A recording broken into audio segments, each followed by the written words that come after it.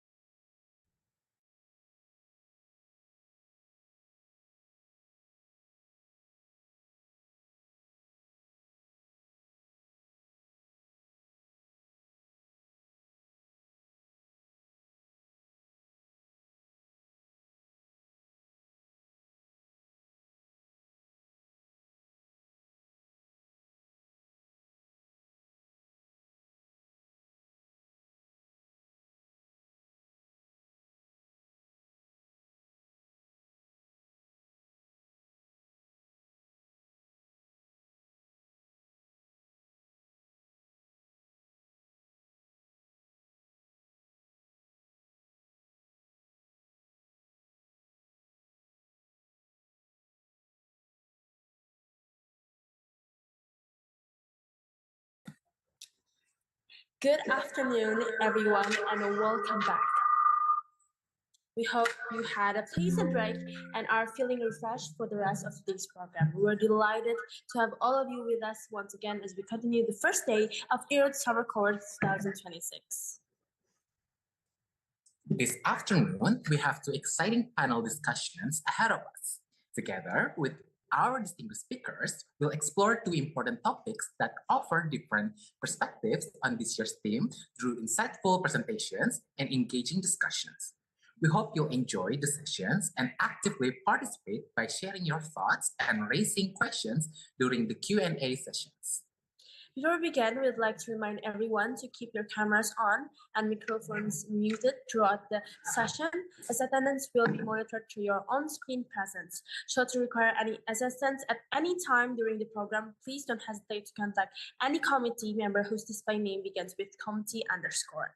Thank you, Farah. With that, let's begin this afternoon's program. We'll begin our first panel discussion with the topic Women, Peace and Security, Progress and Barriers in Global Politics. This session will be delivered by our distinguished speaker, Prof. Laura J. Safford from University of Sydney. To guide today's discussion, we are pleased to have Muhammad Faik Adi Pratomo SIP MSc from the Department of International Relations, Universitas Diponegoro, as our moderator. Okay. Committee, can please show the CV.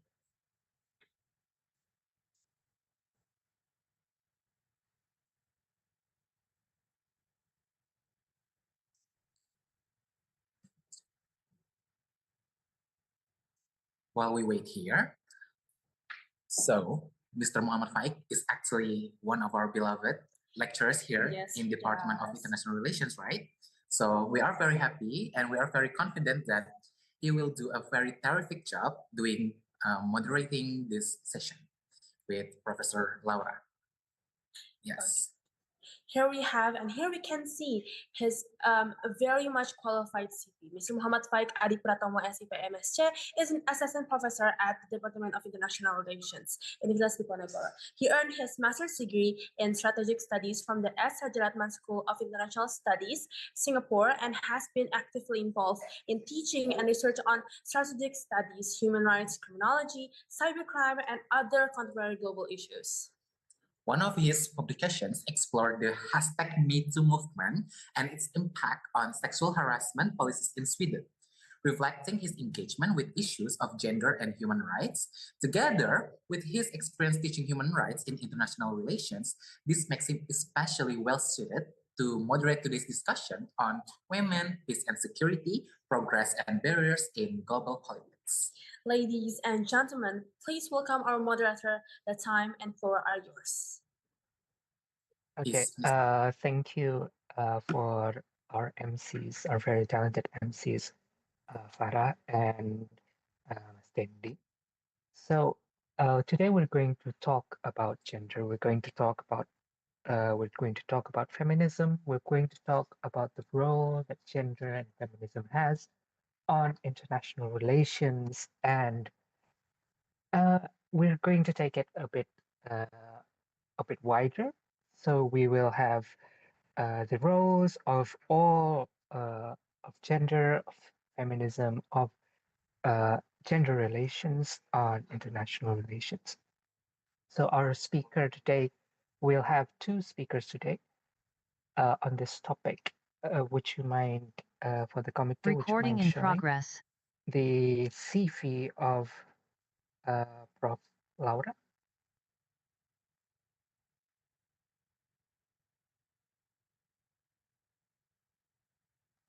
Sorry, for the committee, could you show the CV of Prof. Laura?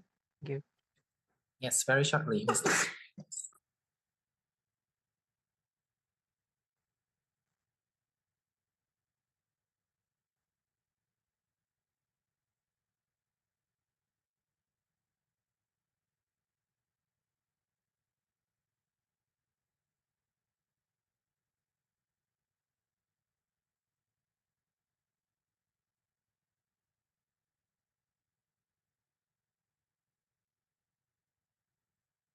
Yes, as we can see, our first speaker will be Prof. Laura.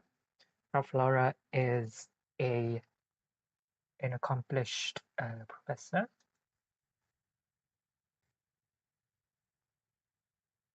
of International Relations in School of Social and Political Sciences, and she currently leads the Gender Security Program at the Center of International Studies. And as we can see that her research is very relevant to the topic that we are discussing today. And Prof. Laura will deliver her uh, her topic shortly. And might we also show the CV of our second speaker, Nadia? Thank you.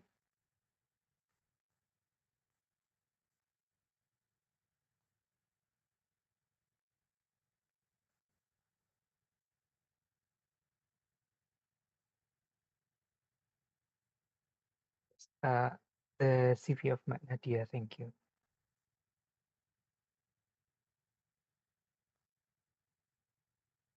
It's the next tab over.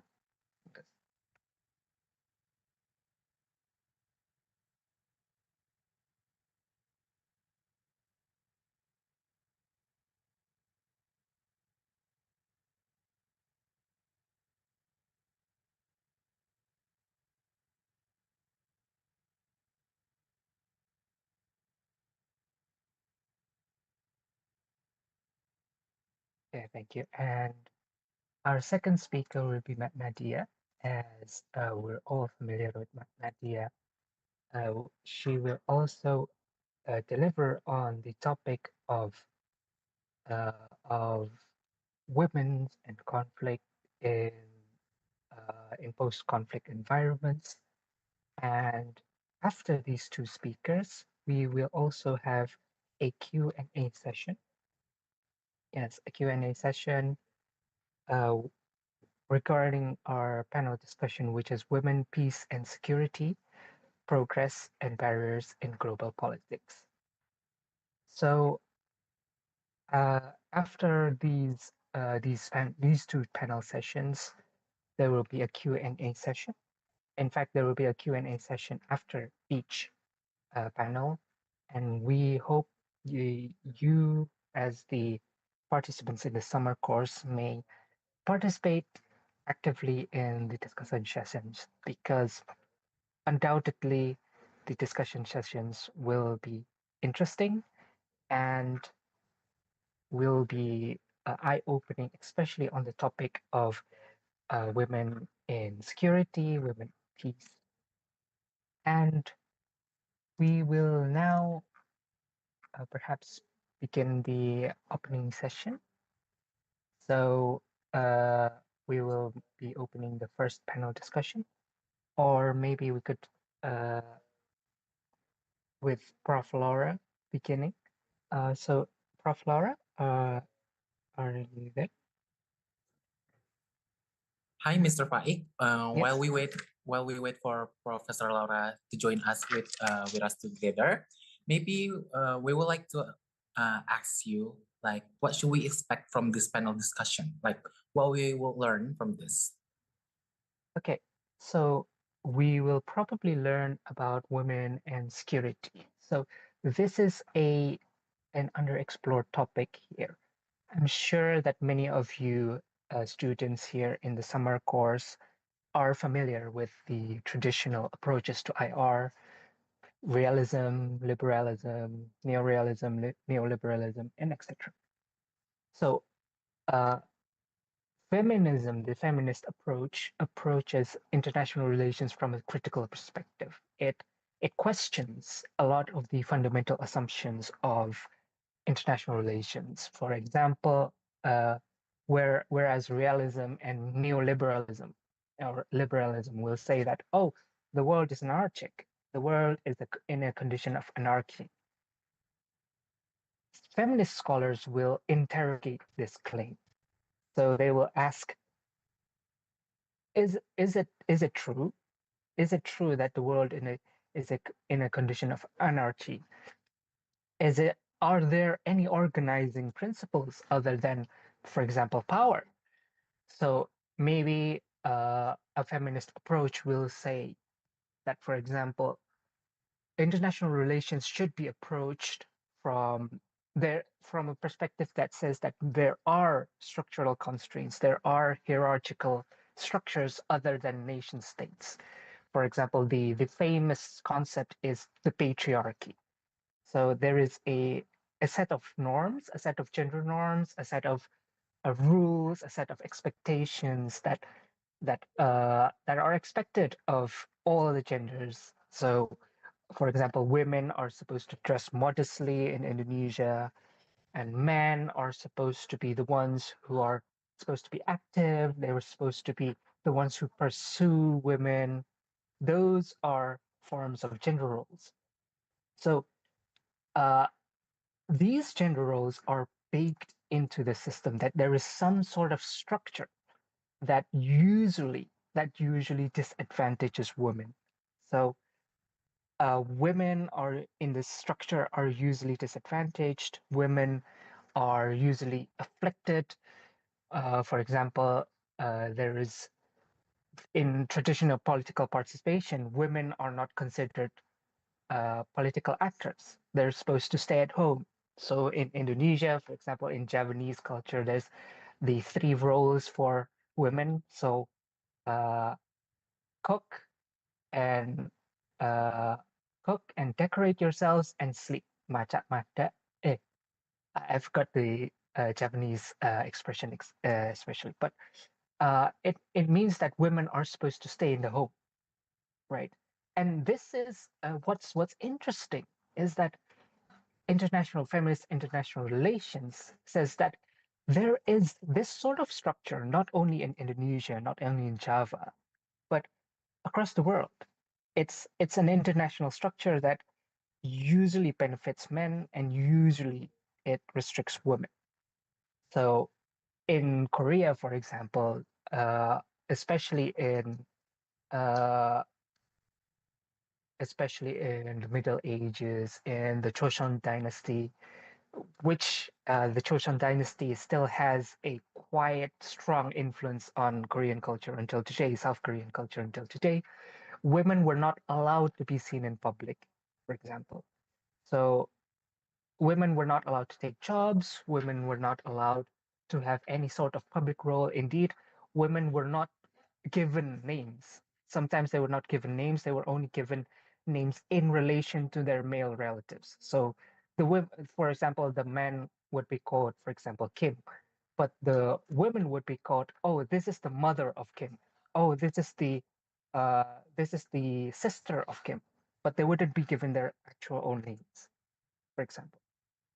And we see this all around the world. We see this in India, we see this in North America, and this is what feminist international relations sometimes critiques, that there are structures of hierarchy, there are structures of oppression which exist all throughout the world, but usually traditional forms of IR, traditional forms of international relations, they usually ignore these structures. They usually take it as a given. They usually say that, oh, of course, that, for example, most world leaders are men. They treat that as natural. Like, of course, most world leaders are men because for example, they hold assumptions that men are more suited to leadership, etc. What feminism does is it questions these assumptions. Are men more suited to leadership?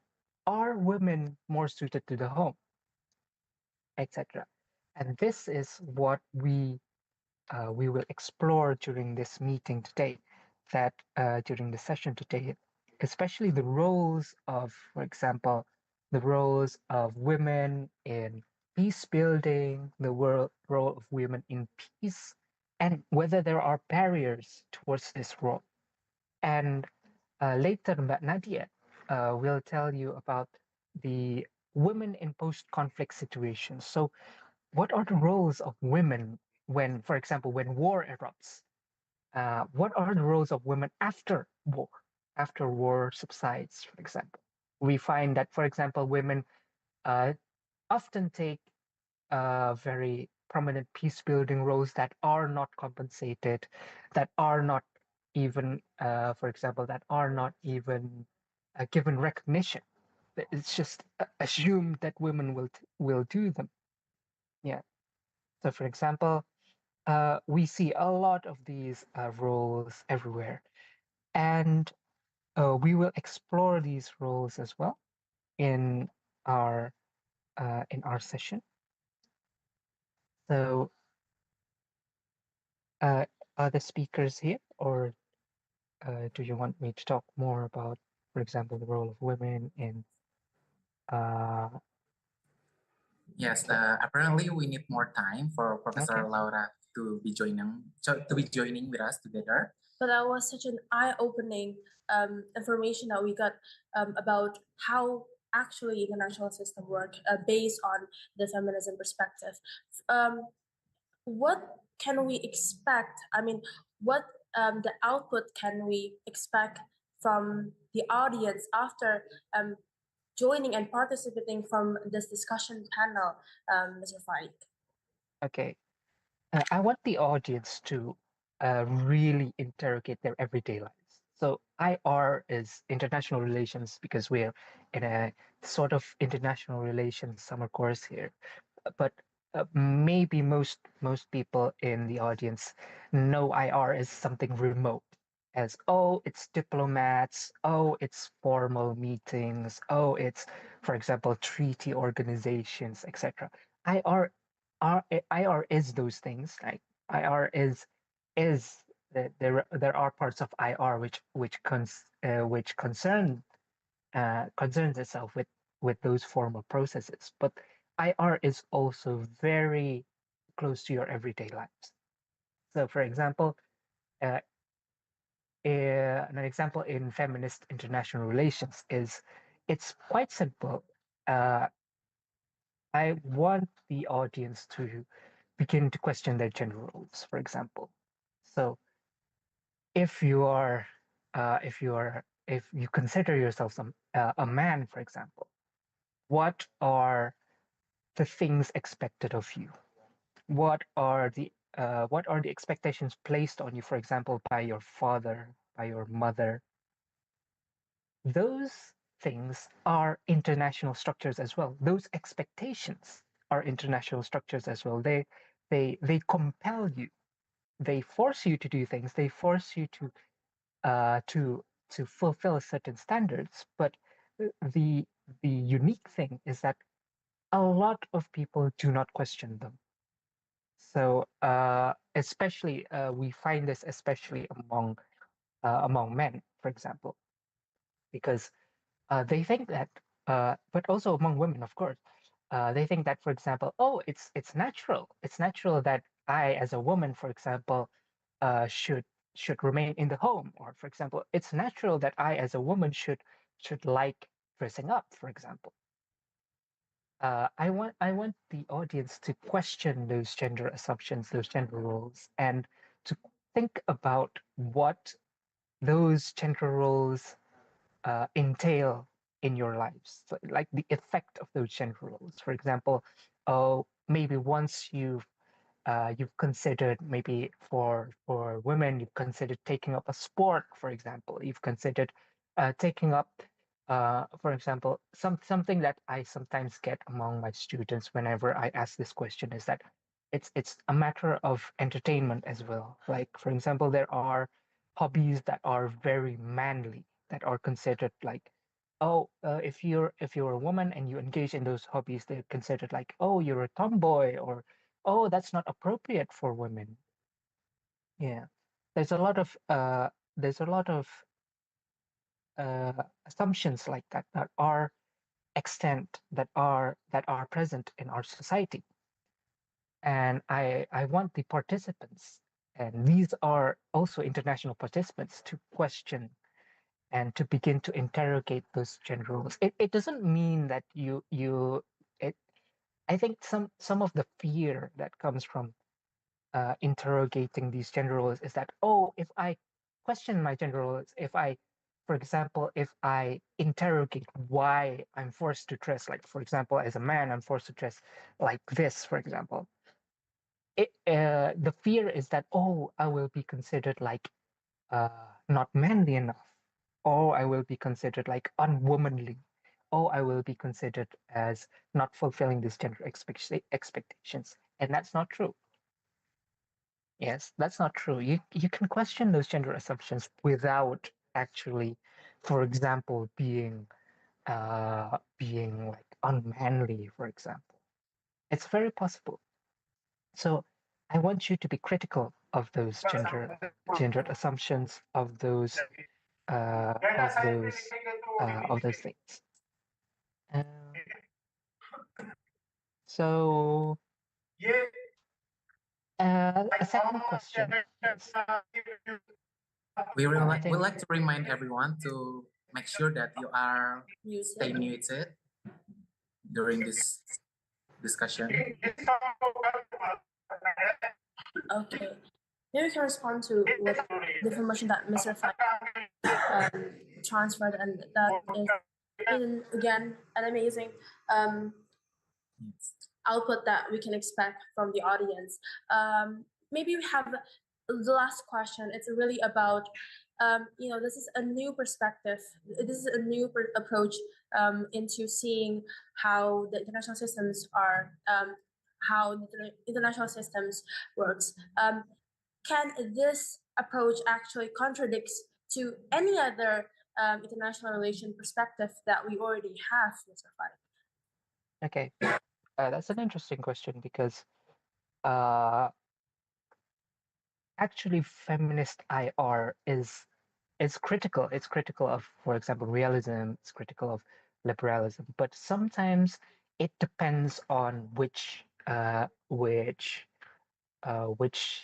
which branch of feminist IR that you are engaging in. So, for example, there are feminist IR scholars who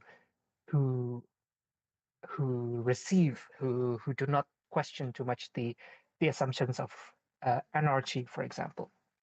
They will say that, oh, of course the world is still in an anarchical condition, but there are still several structures that are common to most, if not all, countries, for example. So uh, a quite important thing that maybe you need to consider is that gender does not stop at the policy level. Yes. So most of us think gender is very personal, right? Oh, I identify as a guy, I identify as a girl, for example. That's it.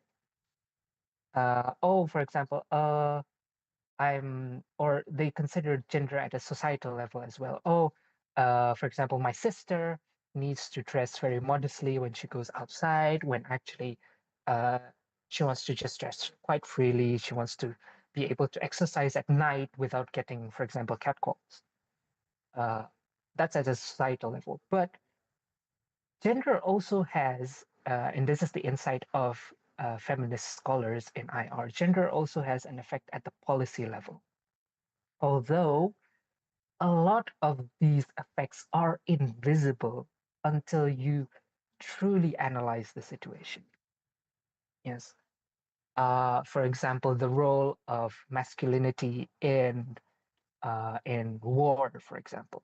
So sometimes aggression in international politics is not actually caused by sometimes material conditions.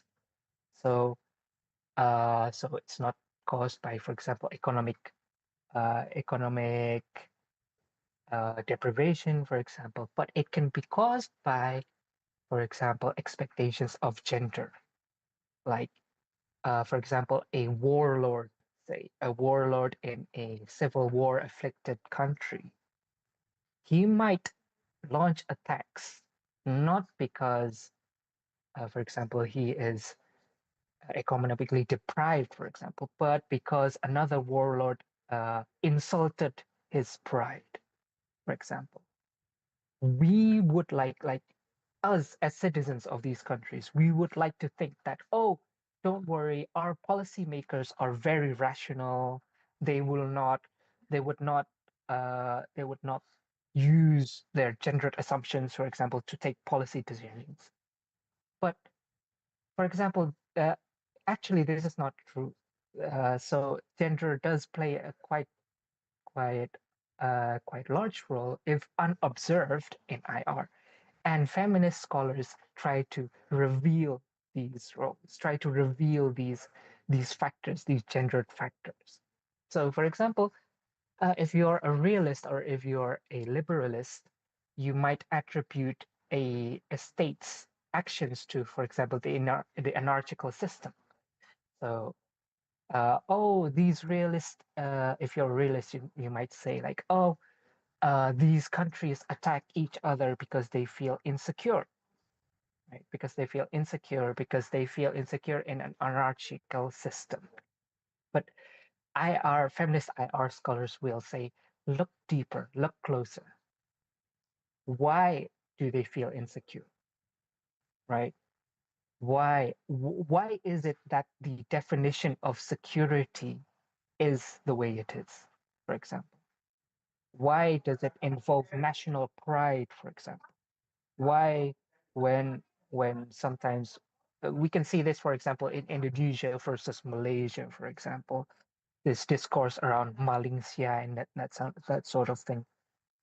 We see here that, for example, there are gendered constructions here, like, oh, if your pride as a man is questioned, you have to immediately use violence. You have to immediately engage in conflict with the other party because your pride has been afflicted. You have been degraded by other persons, right?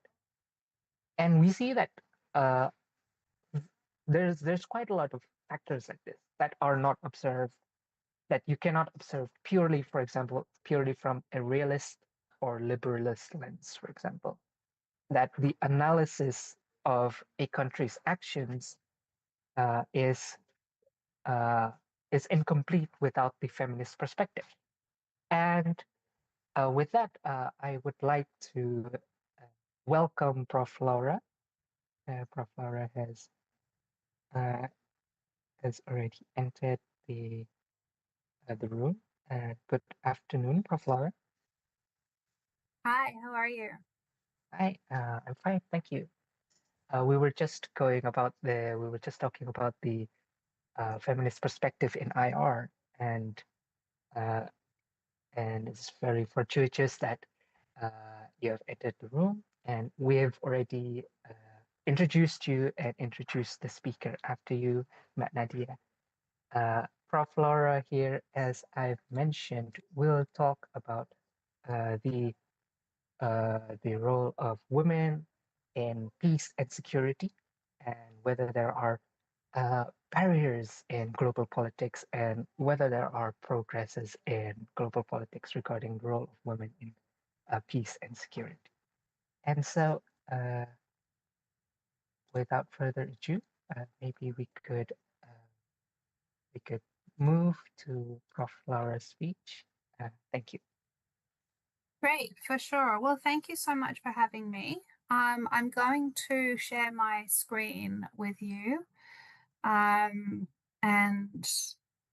I'm not going to share my screen because I can't at the moment. I've sent that through to the admins to ask for sharing permissions. So hopefully that's manageable now. There we go. So yeah, I have a PowerPoint presentation that I'm going to speak to regarding the Women, Peace and Security agenda and progress and barriers in global politics, which was the topic that I was asked to speak to today. So most of my work is related to the United Nations Women, Peace and Security agenda. I'm going to talk through some of the origins and the development of the agenda, situating it within broader traditions of security and human rights.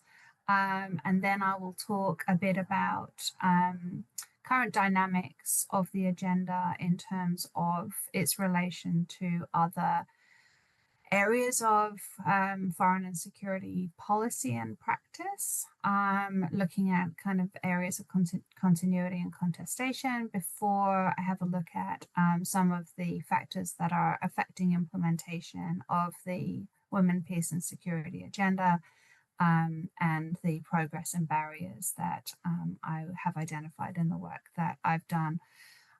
So I've been working on the Women, Peace and Security agenda for about 20 something years now. So I genuinely feel that I have sort of followed the agenda as it has developed and emerged and matured in global politics. And I have written a lot about various aspects of the agenda. Very happy to talk about some of the projects that I've done in the Q&A. So for now, I'm going to begin with the discussion of the overview and origins. So one of the things that I would start by saying is that the Women, Peace and Security agenda is anchored in a series of UN Security Council resolutions, the first of which was adopted in the year 2000. But I prefer to extend a sort of longer history to talk about the ways in which the Women, Peace and Security agenda continues trajectories of women's rights activism around human rights that predate the adoption of the foundational resolution by many decades. And it's also important to situate the adoption of the foundational resolution within the broader kind of shifting terrains of security discourse at the United Nations. In terms of women's rights activism, there has been a long tradition, as you all know, of activism for women's rights and for the recognition of women's rights as human rights, spanning right back to the kind of early 1900s. But in terms of the influences on the Women, Peace and Security agenda, I would point particularly to these three conventions. So the Convention on the Elimination of All Forms of Discrimination Against Women, or CEDAW, which was adopted and then ratified in 1979. And this was a very significant outcome of women's rights activism and women's rights lobbying. The recognition in international politics of the importance of eliminating discrimination against women. And many United Nations member states were very quick to sign up to the convention and to ratify its provisions. And CEDAW has significant reporting implications. So there are accountability mechanisms built into the convention. It's monitored by a committee that focuses explicitly on the implementation of the convention. And in this way, it has become a very significant force for the recognition of women's rights in global politics. Following on from this, in the sort of early 1990s, there was a specific group of women, a specific group of women's organizations that were focusing on particularly aspects of violence. So the ways in which gendered harms and forms of discrimination flow from violence against women and gender-based violence.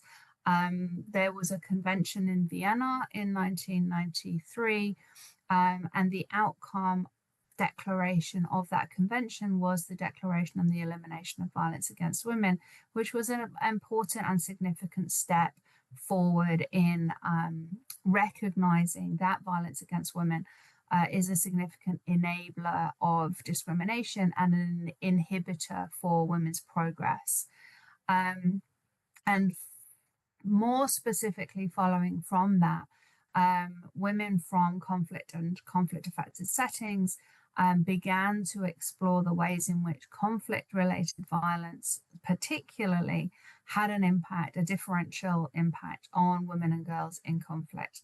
And the Fourth World Conference on Women, which was held in Beijing in 1995, contained or provided a venue and a platform for really significant discussion around the impact of conflict-related violence on women and girls, to the extent that the Beijing Declaration, published in 1996, and Platform for Action, included an entire chapter E, on armed conflict and the impact of armed conflict on the rights of women and girls. So this, in the later 1990s, was the backdrop against which women's rights activists began to lobby actors at the Security Council for the recognition that women's rights were being systematically violated, and women's bodies were in need of protection in conflict and conflict-affected settings. And this advocacy translated into very focused discussions at the Security Council under the presidency of the permanent representative from Bangladesh, Ambassador Chowdhury, who in March of 2000, on the occasion of International Women's Day, made a very strong statement regarding the needs of the Security Council to recognize the impact of gender-based violence on the rights and lived experiences of women and girls. And this momentum was sustained through to October, when there was an open debate on the subject of women and peace and security at the United Nations Security Council, and the adoption of the foundational resolution of what became the Women, Peace and Security Agenda was enacted unanimously in October 2000. So I always begin my discussion of the Women, Peace and Security Agenda with a discussion of women's rights activism, because I think it is important to acknowledge that heritage, but it is also simultaneously important to acknowledge the changing security discourse at the United Nations Security Council, where which enabled the recognition of gender-based violence as an international security concern, which is where the agenda started off. So as you will all know, in the kind of post-1945 United Nations era, the referent object of security policy and practice was largely the nation state. So it was assumed that states were the objects of security. They were the things that existed to be secured. And when we talked about security policy and practice, we were referring in large part to the state. Now, of course, with the fall of the Security Council resolution, with the fall of the Security Council, excuse me. Sorry, I can't make this be quiet. Hello, we are not available now. Please leave your name and phone number after the beep. We will return your call. Excuse me. So the changing Security Council discourse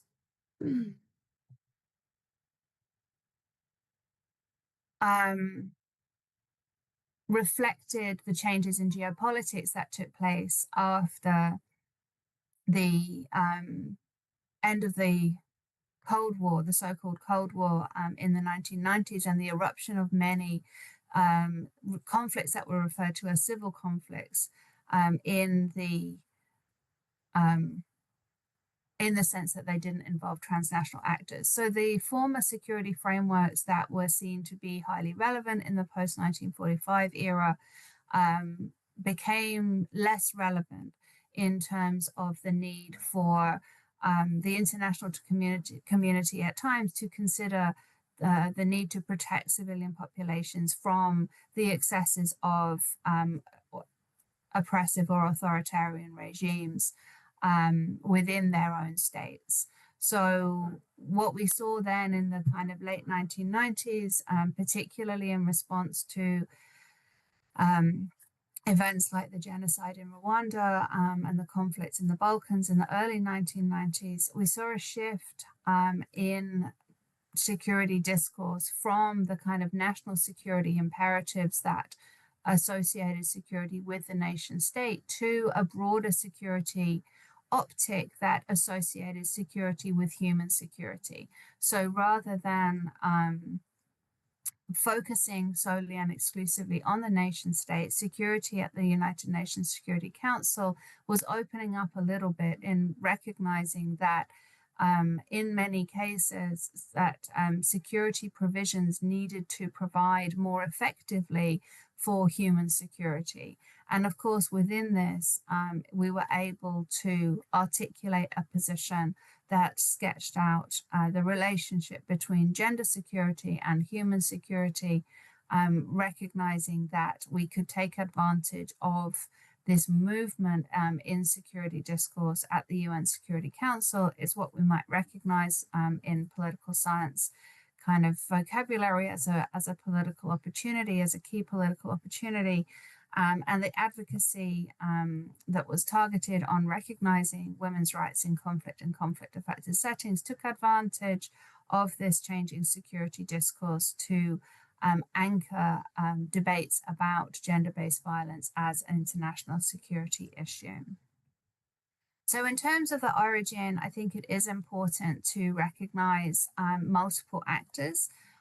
Any story of the United Nations Women, Peace and Security agenda often starts with the United Nations, as I have done, but also should feature and recognize the activities of civil society and the significant role played by many member states in the original adoption and the maintenance and kind of sustaining work that has gone into the agenda over the last 26 years. So I've talked a lot about civil society activism that was responsible for getting the issue of women and peace and security onto the UN Security Council docket in the first place. But obviously there needed to be a degree of openness at the council, a recognition of the importance of protection of civilians, which is another thematic agenda that arose at a similar sort of time, in conjunction with the responsibility to protect, which again related to this shift from a kind of nation state security discourse to a human security discourse. And in all cases, the role of states and state representatives should not be underplayed.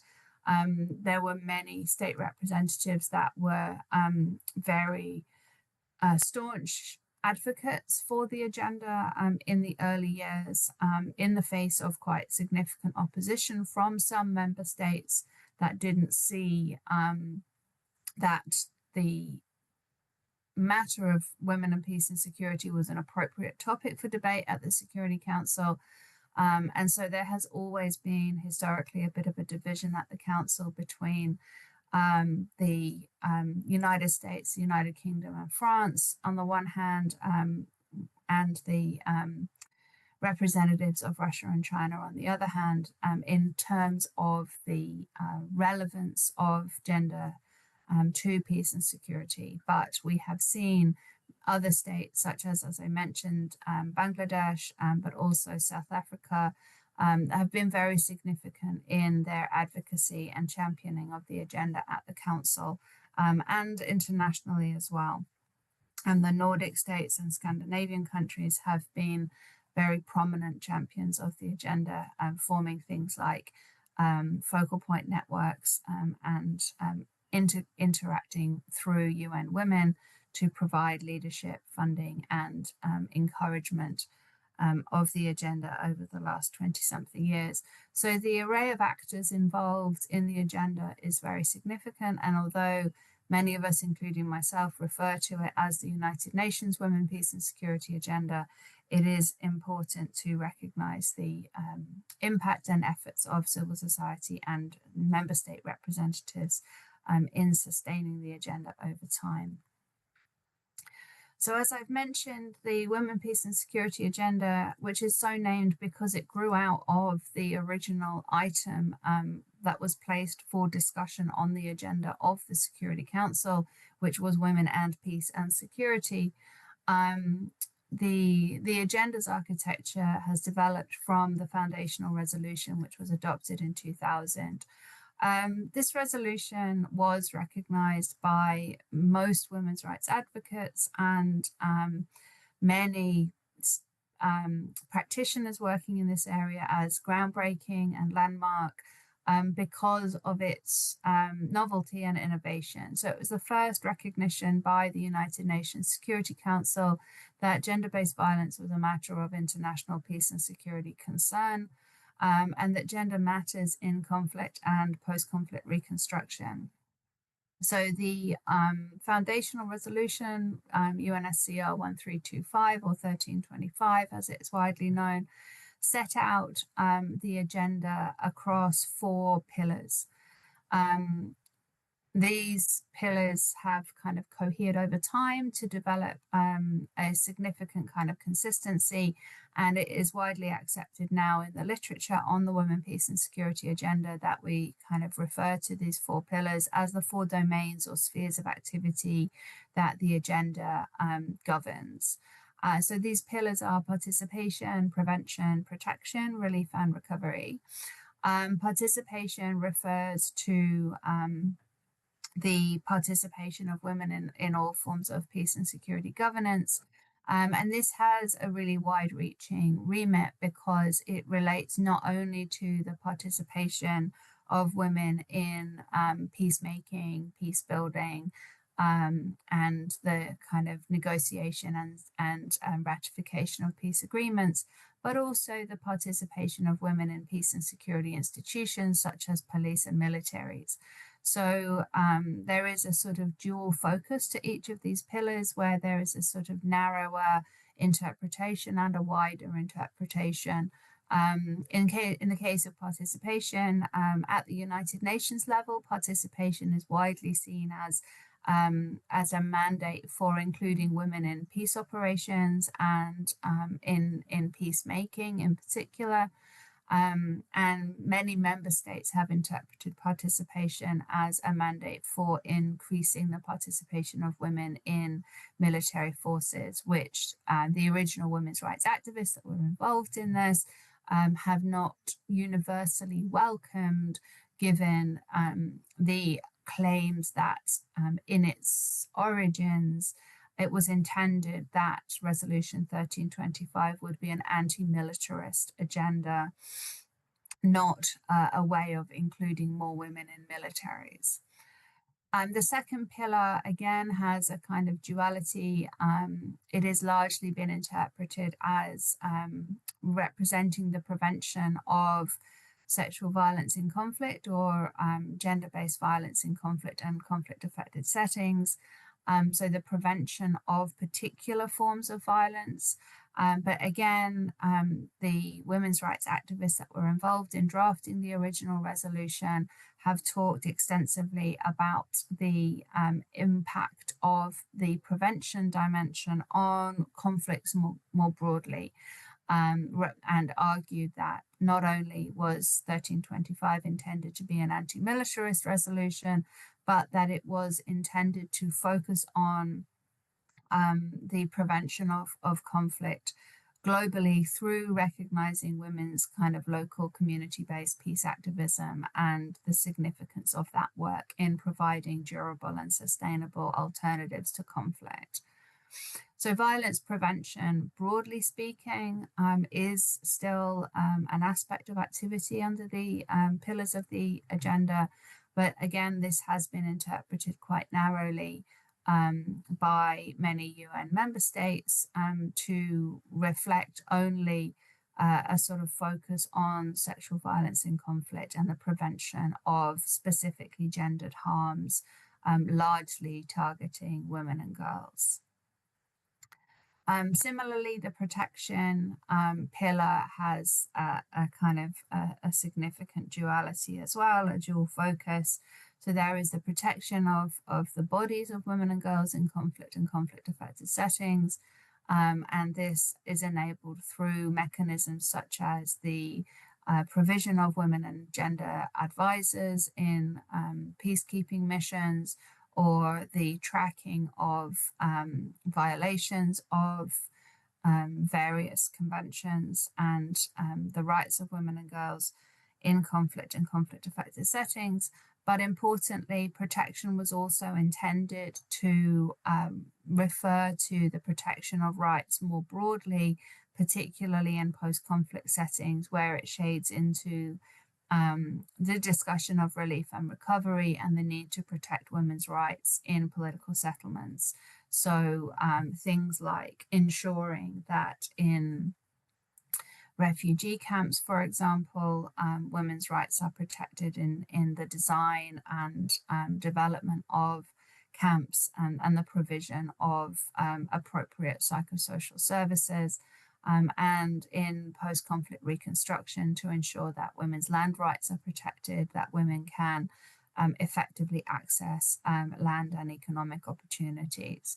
So recognizing that women are agents in conflict and post-conflict settings rather than just sort of victims in need of protection has always been a focus of the Women, Peace and Security agenda, although it has not necessarily been the dimension that has received the most attention over time. So as I said, the foundational resolution was adopted in October 2000, and there have been 9 subsequent resolutions, with the 10th adopted in 2019. I'm going to talk very briefly about each of the resolutions, and I can see that there's a question in the chat about whether these resources will be available. I'm absolutely happy for the slides to be shared after the presentation. So I'm going to talk briefly about each of the WPS resolutions. I'm not going to go through them in a lot of detail because that would take up the entire remaining hour. And I'm sure that we have more interesting things to say, but I do want to draw attention very briefly to some of the dynamics of the formation of the agenda, because I think it is relevant to these discussions of progress and barriers to implementation that we are examining today. So first, as I said, the foundational resolution, Resolution 1325, sets out responsibilities and obligations of UN member states across the 4 pillars, these different dimensions of the WPS agenda in relation to participation, protection and prevention, and also relief and recovery. And then following on from that, the Security Council and the UN apparatus more broadly was concerned with implementation, was concerned with taking the advances of the resolution and figuring out how these mandates could be translated into operational practice. And it wasn't until sort of early 2008, well, late 2007, early 2008, that there was any thought given to an additional resolution, perhaps to strengthen some aspects of the WPS agenda and to focus specifically on sexual violence in conflict. So we need to remember the broader political context here. There had been very widespread global scandal about sexual exploitation and abuse by UN Department of Peacekeeping operations personnel, and significant media coverage of sexual violence in conflict in areas such as the Democratic Republic of Congo.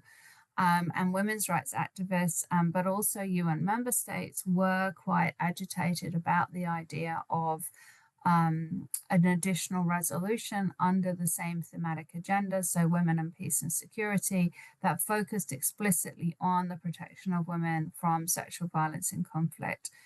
Now, many women's rights activists were in favor of this resolution, arguing that it would provide important protection mechanisms, that it and salad with sweet corn, and until you that it would provide important protection mechanisms for women that were experiencing such violence. But other women's rights activists were very concerned about skewing the agenda in a particular direction, arguing that the agenda was never intended to be solely and exclusively about sexual violence in conflict, and that actually framing the agenda or allowing for the agenda to be sort of skewed in this way was potentially quite damaging for the long-term prospects of the recognition of women's agency, because by nature, sexual violence resolutions were going to depict women as victims of such violence and therefore curtail their agency in important ways.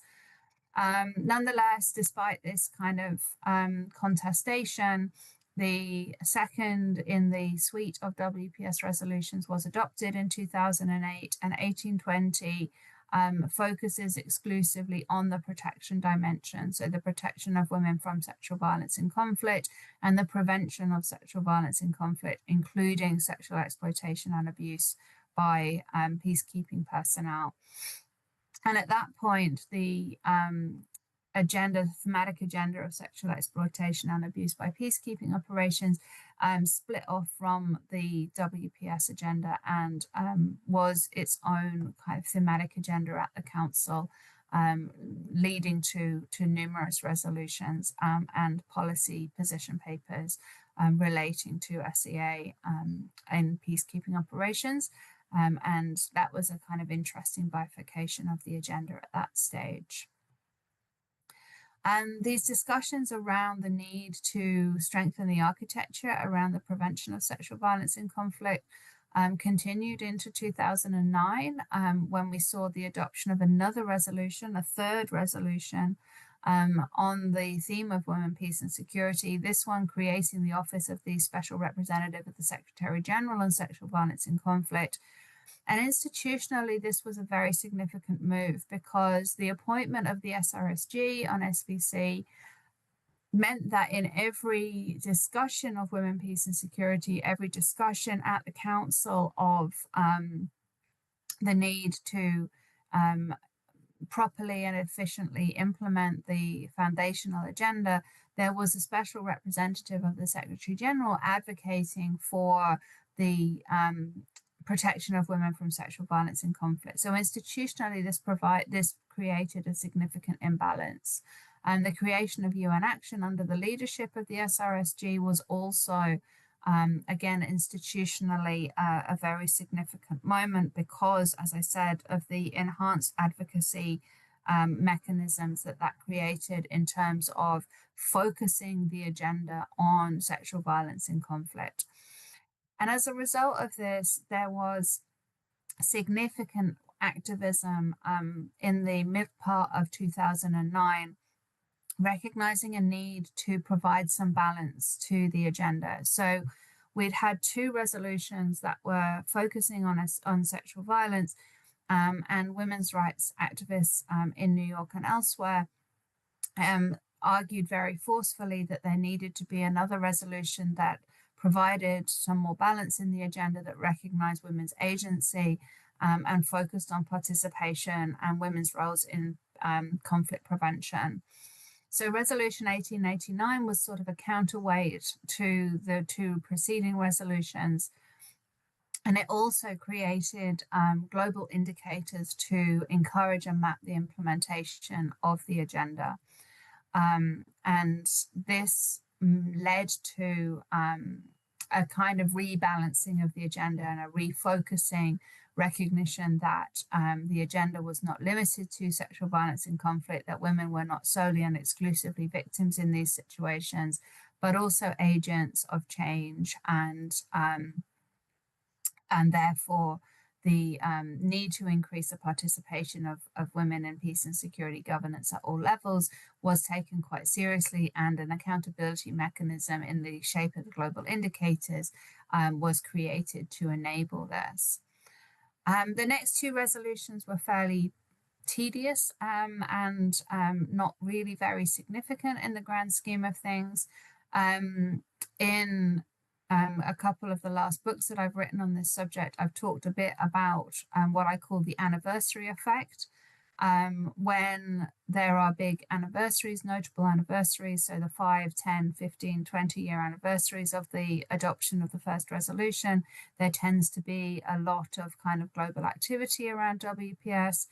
2010 and the adoption of Resolution 1960 was one of what I would refer to as an anniversary effect resolution, because it didn't really integrate anything that was anything that hadn't already been articulated in 1888. So it integrated women protection advisors into field missions alongside gender advisors, and strengthened monitoring, analysis, and reporting arrangements, or MARA, for sexual violence in conflict that was occurring where there were UN missions present. But other than that, it was not a substantive resolution. Similarly, Resolution 2106 that was adopted in 2013 was a very superficial and narrow resolution. I have referred to this elsewhere as a sort of vanity resolution. This was really pushed forward by the permanent representative of the United States under the direct influence of the then Secretary of State Hillary Clinton, who considered herself and positioned herself as an advocate for women's rights and the rights of women and girls. Clinton really wanted to make a significant statement during the US presidency in 2013. And the outcome was this very weak and superficial resolution that essentially reiterated commitments that had already been articulated relating to accountability for sexual violence in conflict. But I mean, the overall significance of this was to add to the suite of resolutions that were focused exclusively on sexual violence in conflict, and therefore were not emphasizing women's agency in conflict and conflict-affected settings. So those of us involved in women's rights advocacy and in monitoring the implementation of the Women, Peace and Security agenda at this stage were very concerned about the damaging effect of Resolution 2106. And I actually was in New York during the summer of 21-22 when we were negotiating, or the community was negotiating the possibility of a follow-up resolution that really emphasized women's rights and women's agency in conflict and conflict-affected settings. There was a lot of discussion about whether it would be appropriate to lobby for the creation of an SRSG on women's participation in the same way that we have an SRSG on women's on the sexual violence in conflict. Ultimately, it was decided that UN Women, as the institutional kind of lead and focus point on WPS, would be the UN entity that provided information and advocacy regarding participation. So rather than creating a new institution within the UN, UN Women was empowered with that role. 21-22 is a really interesting resolution because I think given the kind of geopolitical situation with the permanent representative of the United States being very excited that they had managed to get the resolution that they put forward adopted earlier in the year. There was relatively progressive governance in the United Kingdom. France was very much on board, and the elected members of the UN Security Council were very much in favor of bedding in the aspects of the agenda that reflected women's agency. So 21-22, Resolution 21-22, includes really solid provisions on very important aspects of the agenda, including things like whole of UN accountability, the recognition of civil society inclusion being desirable and significant. And it also set the stage for the 2015 high-level review of the implementation of 1325, which occurred 2 years later in 2015. So 2015 was the occasion of another anniversary resolution. It was 15 years since the adoption of the foundational resolution. And 2015, like 21-22, 2015, the resolution adopted in 2015, like the resolution adopted in 2013, Resolution 21-22, had very far-reaching effects, and particularly the mechanisms that I've highlighted here The integration of women, peace, and security in all UN Security Council country situations was very significant. Up to, I mean, we can ask why it took them so long, but up to 2015, there was no mandate for the Security Council to take into consideration the WPS provisions when evaluating country situations. 2015 Resolution 2242 created that mandate. And it also created what's called the Informal Expert Group on WPS, where the Security Council could be briefed by people with lived experience of the conflict when evaluating country situations again. 2242 also linked WPS to what it described as new security concerns, such as terrorism and violent extremism, migration and displacement, and climate change. So 2242 really opened up the agenda and created opportunity for the proliferation of the agenda across these different spheres. And I have done quite a bit of work on how WPS was linked to countering terrorism and violent extremism, and also preventing violent extremism via various mechanisms and considerations. And the final two resolutions I have put a little bit more detail on because they were really quite problematic. Obviously, by 2019, the first Trump administration was in the White House, and there was very significant concern that the tabling of a Women, Peace and Security resolution under the Trump administration was going to lead to a kind of rolling back of hard-fought gains. And those concerns were ultimately proved to be quite reasonable.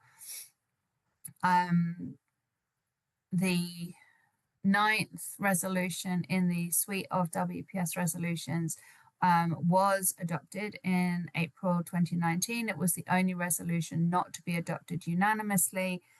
There was very significant concern about the substance of the resolution, particularly around sexual and reproductive health rights. So the permanent representative of the United States made it very clear that previously agreed language on the protection of sexual and reproductive health rights was not going to be acceptable to the Trump administration, and therefore insisted on much of this language being stripped out of the draft resolution. And other members of the Security Council, including the permanent members, were variously concerned about this. Russia and China, as I say on the slide, plan to table an alternative resolution, partly because they had significant opposition to the original draft, also because they had significant opposition to the alternative text suggested by the UK and France, but also because it was perceived by the representatives of these member states as an opportunity to claw back some of the control and to impose limits on the agenda in a way that they had wanted to for the previous 15 years, arguing that WPS was not an appropriate thematic agenda item for the Security Council to be concerned with. So right up until the morning of the open debate in April 2019, there was very significant concern about whether the resolution on the table would be adopted at all, whether any one of the P5 members would use their veto. Ultimately, they didn't, and it was adopted with some abstentions, but it was the only resolution, therefore, not to be adopted unanimously. And there was a lot of concern in the months that followed about what could be done in terms of repairing the agenda.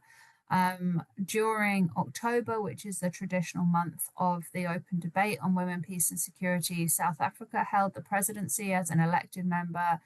And when it was sort of leaked to the global community that South Africa intended to put up a resolution for adoption, there was a lot of consternation, and me and a lot of colleagues were very concerned about this.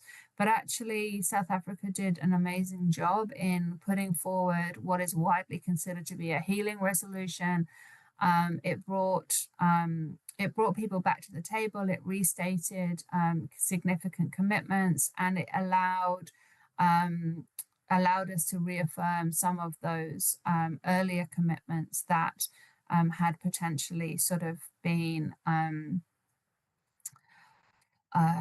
degraded or eroded over time with moves like the US moves in April. So while the 10th and most recent WPS resolution is not particularly exciting in that it doesn't contain many new provisions or original kind of innovative mandates in relation to women, peace and security, it did succeed in bringing everybody, all 15 voting members of the Security Council, back to the table to affirm a commitment to the agenda. And ever since then, I think there has been a real reticence and a kind of tentative resolve in sort of not putting forward any new resolutions, just in case we see a repeat of the debates around resolution 2467. So in terms of where this leaves us now, we have 5 resolutions addressing sexual violence in conflict, 3 addressing participation, and 2 that we can broadly consider agenda setting. So the balance of the agenda is therefore significantly skewed in favor of sexual violence in conflict. It is often the case that talking to representatives of UN member states, they equate the women, peace and security agenda with sexual violence in conflict. Famously, the United Kingdom, government of the United Kingdom created the Preventing Sexual Violence Initiative as a way of implementing the sexual violence provisions of the agenda within their national politics. And there was a lot of discussion at the time about why they were not actually addressing the agenda holistically, recognizing women's agency in conflict prevention and post-conflict reconstruction. And many member states in their plans for implementation, which I'll talk about in a moment, focus almost exclusively on the participation of women in military and police forces and the prevention of sexual violence in conflict. So it is a concern that women's agency has a tendency to be eroded or erased, and we would identify the imbalance in the resolution architecture as part of the enabling conditions of that. There have been, as I have said, many questions raised about how participation, protection and prevention have been interpreted, and the way that women, peace and security mandates have been integrated into other areas of security practice. As I mentioned, Resolution 2242, which was adopted in 2015, talks extensively about the need to integrate WPS considerations into the governance of countering and violence extremism and counterterrorism. And these initiatives have not been straightforward by any stretch of the imagination. And in many cases, they have, in fact, they have solidified unhelpful and problematic stereotypes, and they have led to increased possibility of gendered harms. And this has been a significant concern for many working in this space, notably the Special Rapporteur, Fionnuala Ní who wrote extensively on the problems of integrating WPS in CT and CVE without proper and appropriate training and recognition of the potential damage and harm that could be created through assuming that women can be used instrumentally to inform on their male relatives, and assuming that there were sort of forms of societal and cultural organization that were more prone to extremism than others.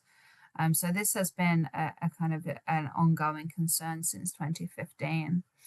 Obviously now with the second Trump administration, it's not really meaningful to talk about the P5 as a kind of homogenous group.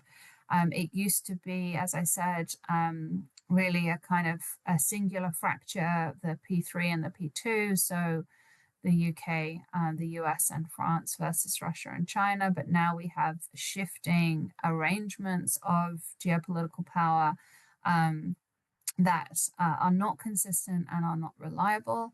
And the P5 more broadly is divided on key aspects of the agenda. I've discussed the divisions related to sexual and reproductive health and rights, but there's also significant division regarding women human rights defenders, where Russia and China in particular have been very concerned about the overreach, or what they perceive as the overreach of the Security Council in civil affairs.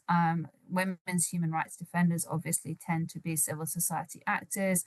Russia and China very much of the view that the Security Council has no business intervening or meddling in civil affairs where women's human rights defenders are located, and therefore are very opposed to the inclusion of women human rights defenders in any discussions around women, peace and security. Historically, the UK and the US have been much more open and seen the need to protect these women. But obviously, since the advent of the second Trump administration, nothing can be taken for granted in that regard. One of the other things that I want to touch on briefly is this question of whether there's an overlap between WPS and feminist foreign policy. So feminist foreign policy is a much later institutional architecture that sought to protect the rights of women and girls in foreign policy actions. The first adopter was Sweden, although it has since withdrawn its feminist foreign policy under its right-wing government. As of a couple of years ago, there were 16 countries that had published a feminist foreign policy or announced their intention to do so. There's a fairly interesting global spread. The UK had indicated a willingness to publish a feminist foreign policy, but had not done so. The Canadian contribution to feminist foreign policy was a feminist international assistance policy, which was less cohesive than a foreign policy overall.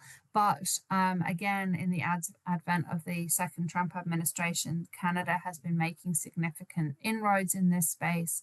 And across the Americas, as you can see, there have been some interesting articulations of feminist foreign policy from Mexico to Chile. So feminist foreign policy is often modeled on the original Swedish articulation of the 3 R's. So the rights of women and girls, the representation of women in decision-making processes, and the resources necessary to promote gender equality.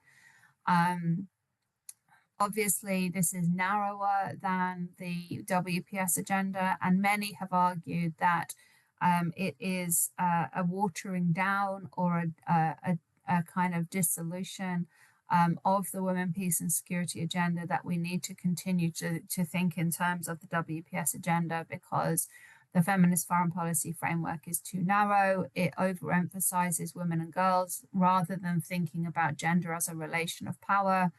And it doesn't challenge or even acknowledge status quo arrangements of power in the international system.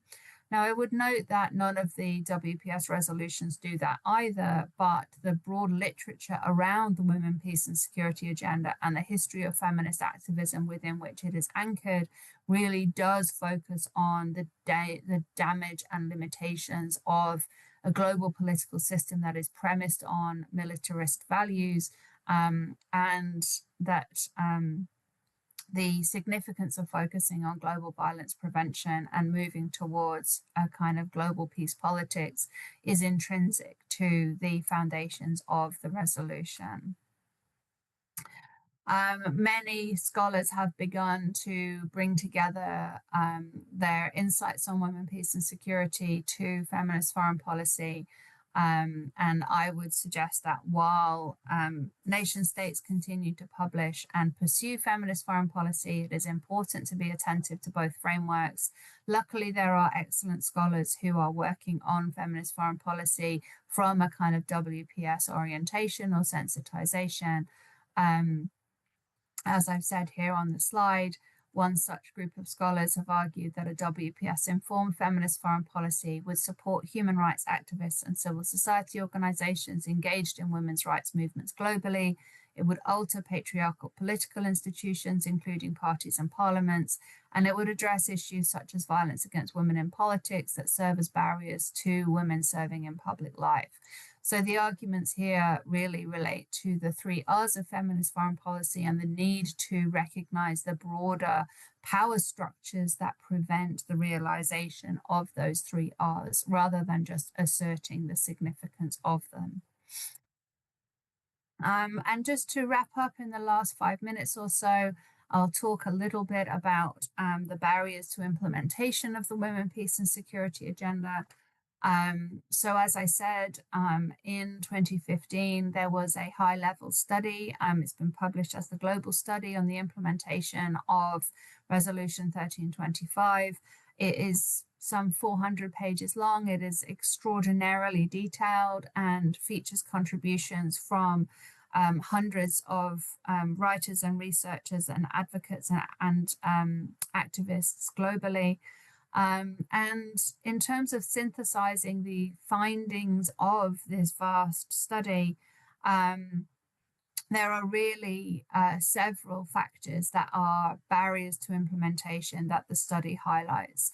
So the first of these is a lack of political will. Obviously, as an architecture of governance in the international community, the Women, Peace and Security agenda, like any other convention or declaration, relies on member states articulating the international provisions into domestic policy. There are ways in which this happens, and I'll touch on those in the last few minutes of my presentation. But in many cases where there is not political will, or where the political will is variable, there is no enforcement mechanism. There is no necessary way in which member states are held to account or challenged indeed in any way for failing to uphold the mandates of the resolution. The second barrier to implementation relates to lack of resources or targeted funding. As with so many things in politics, where there are not dedicated resources, we will often not see productive outcomes. It is very difficult for UN member states across different cycles of government to commit budgets to the implementation of the agenda. But we have consistently seen where member states do commit budget to implementation, we see better outcomes than where budget is vague or absent. As mentioned, there are weak accountability mechanisms. So once the agenda is articulated into the national policy framework, there are whatever accountability mechanisms exist within the nation state.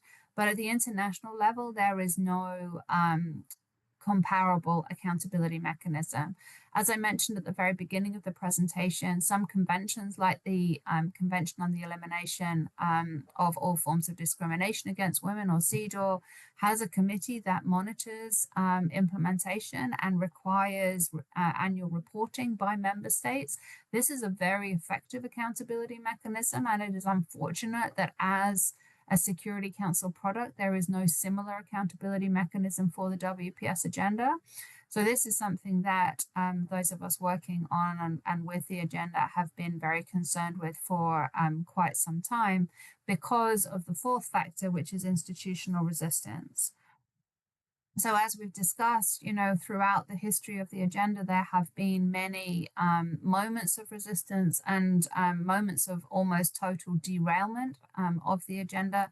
But even at the national level, where you have a national government that is very committed, there is likely to be pockets within the civil service or areas indeed of military organizations that don't see the relevance of the WPS agenda, don't see its significance, and are largely uncommitted to its implementation. So institutional resistance runs from every level, right from the kind of international right down to the very local level of civil service and military and police organizations.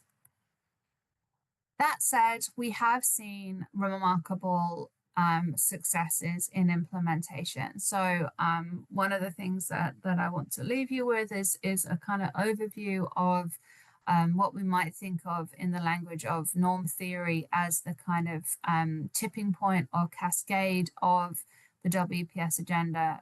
So you can see in this graph that there's a sort of uptick in the first few years of the life of the agenda up to 2010, whereupon there becomes a sort of a more stable kind of continuous proliferation of WPS protocols and documents. So my co-authors and I put together this data set, and we analyzed when all of the various kind of governance documents in the WPS agenda were created and implemented, and we would argue that there was a tipping point in around about 2010 where across the United Nations, through regional organizations and by UN member states, we saw the adoption and implementation of the agenda remaining relatively constant, or rather at least not kind of backsliding. However, over the last year or two, we have seen these data change significantly, and one of my longtime collaborators, Paul Kirby, has just begun some very interesting analysis on the withdrawal of WPS commitments, which I'm looking forward to seeing what he makes of that. As I said, national action plans are a vehicle for implementation at the national level. So one of the ways that we see progress in the WPS agenda is through the adoption of national action plans, where they articulate, national action plans articulate the provisions and mandates of the WPS agenda into national policy. And about 2/3 of UN member states now have a national action plan. Many of them have more than one. And each national action plan is its own articulation of the WPS agenda. It expresses its own meaning, and it really allows us to see how the WPS agenda is given meaning and put into practice across the world in ways that are locally sensitive and significant in terms of their implementation of the agenda. So we know from the research on national action plans that there are a number of characteristics that benefit and create effective national action plans. Inclusive design is one of those factors.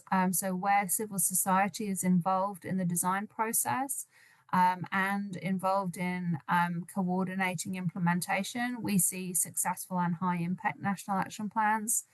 Plans that have built-in monitoring and evaluation that allow the nation state in question to track results and monitor successes. Those are also generally the plans that have significant impacts.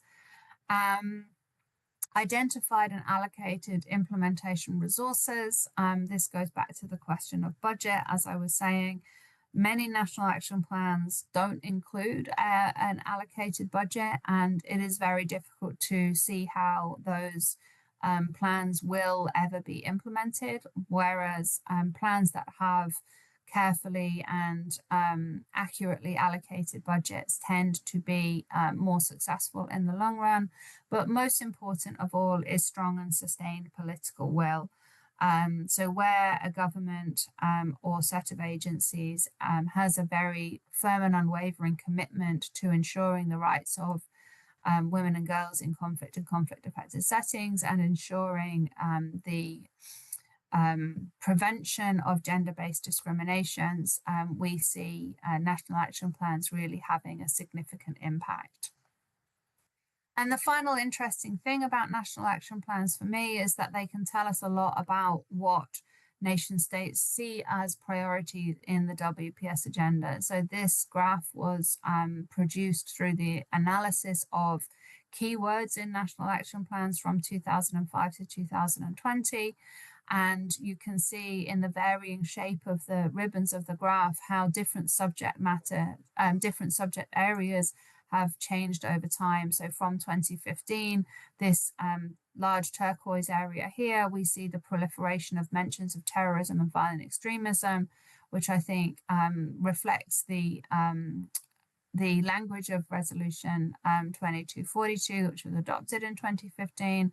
But interestingly, we also see how national action plans actually drive changes in the agenda. So national action plans were featuring language around protecting women human rights defenders long before that these featured in the architectures of the resolution. And similarly, the protection of LGBTQI plus rights and the protections of men and boys were featured in national action plans long before they appeared in any of the formal resolution architecture.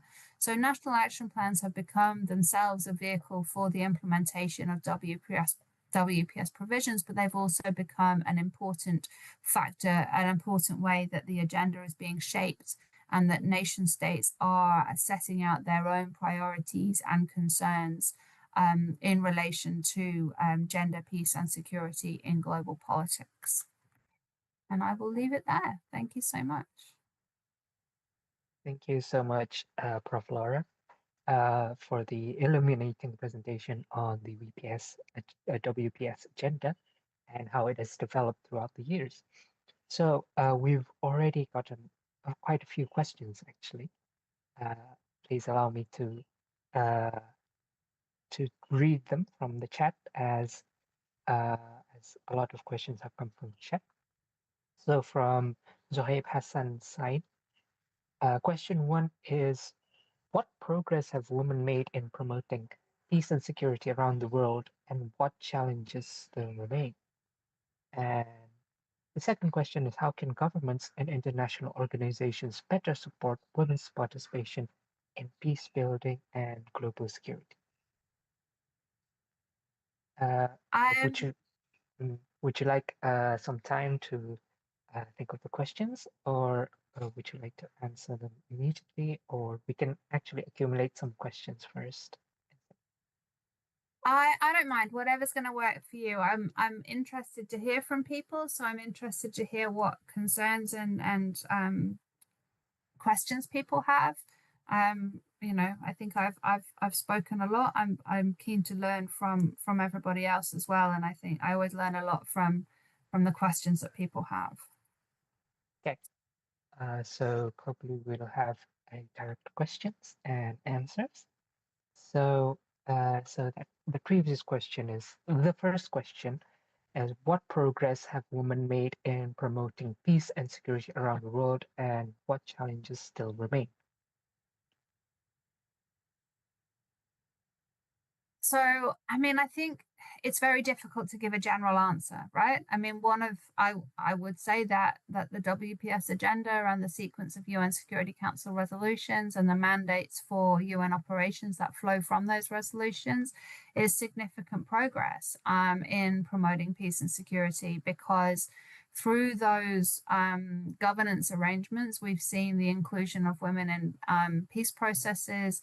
We've seen, significant evidence that the inclusion of women in peace processes and political settlements lead to more durable and lasting peace arrangements. But in terms of the challenges that still remain, I mean, I think I would kind of emphasize what I concluded with, which is the need for kind of stable and sufficient resourcing, and also the political will, like the need for sustained political will that demonstrates a commitment to eradicating gender-based harms. Okay, so I hope that has answered your first question properly. And the second question from the same participant was, how can governments and international organizations better support women in women's participation in peace building and global security? One of the things that we've seen since 2020 and the advent of the COVID pandemic was the reduction in spending on development infrastructure and women's rights in particular. So many of the humanitarian programs that sustain women's rights organizations globally have been significantly reduced. And then obviously with the eradication of USAID under the present Trump administration, we have seen many frontline services being significantly reduced, if not completely eliminated. So governments and international organizations can support women's participation in peace building and global security by funding it properly and by making sustained and active commitments to, for example, the Women's Humanitarian Fund, which disperses monies to women's civil society organizations globally working on peace and peace building in their local communities. And the Women's Humanitarian Fund has seen a dramatic reduction in contributions from member states since 2020. And we really need to advocate for increased funding flowing through mechanisms like those in order to support the valuable work that human rights organizations are undertaking. Thank you for your answer, Professor. So, funding and of course will to implement the programs to support. We will now take some questions from those who have raised their hands. So, Raisha Rahmawati, can you open your mic? Thank you. Yes, thank you so much for the opportunity. Thank you so much, Professor Schiffer, for your lecture. It's very interesting. So I have a question, and my question is, how can this WPS agenda remain objective when the permanent members, as you mentioned, for example, Russia and China, have this clear double standards? And do you think what is the most exactly reason why they have these differences? Is it because their geopolitical agenda, or maybe such issue that also evolving in this context, for example, LGBT, something like that, because they have also different national perspective towards this issue. So that's the first question. And then the second question, what do you think such countries could do, for example, Indonesia, for taking part in this context? Thank you so much. Thanks. That's such an interesting question. Look, I guess I would make a couple of points in response. One is that, you know, the women's civil society organizations that are currently working on protecting the agenda and ensuring its continued relevance in global politics have always worked in, you know, situations of complex political I mean, you could call it bias. I just think there's multiple kind of political dynamics at play, right? So it has never been the case that the WPS agenda has had everybody aligned and pushing like in the same direction. Like there's always been tension. There's always been kind of counter efforts and resistance. And that's part of pursuing any political agenda in global politics. Like even the protection of civilians agenda or the children and armed conflict agenda at the UN Security Council are not unanimously supported, you know, and even where there are moments of unanimous support, there are differences of opinion about what to prioritize and what, you know, what should be pushed for and when and how and by whom. So those kinds of forms of political contestation are inherent in any kind of global political practice. WPS agenda is no different. And the people who work in this space are very kind of attuned to the sensitivities of those dynamics. And so in some ways, yes, you know, the second Trump administration has presented significant challenges. You know, obviously, you know, when the then Secretary of Defense, now Secretary of War, you know, tweeted that he was going to, you know, root out the WPS agenda and dispose of it and, you know, make sure that the US Armed Forces had nothing more to do with it. You know, that was normatively challenging for the agenda, but also it creates opportunities because there's the most significant amount of knowledge and expertise around the agenda in the United States. And maybe if they're not currently using it domestically, maybe they can direct some of it internationally, you know, so every kind of point of resistance creates an opportunity as well. And I think, you know, while in the case of Russia and China, we have seen sustained resistance to the agenda, they have nonetheless been part of adopting all 10 of those resolutions that now have the, you know, status arguably of international law, although they are not adopted under Chapter 7. You know, they're not, they are still Security Council resolutions and therefore binding upon all UN member states.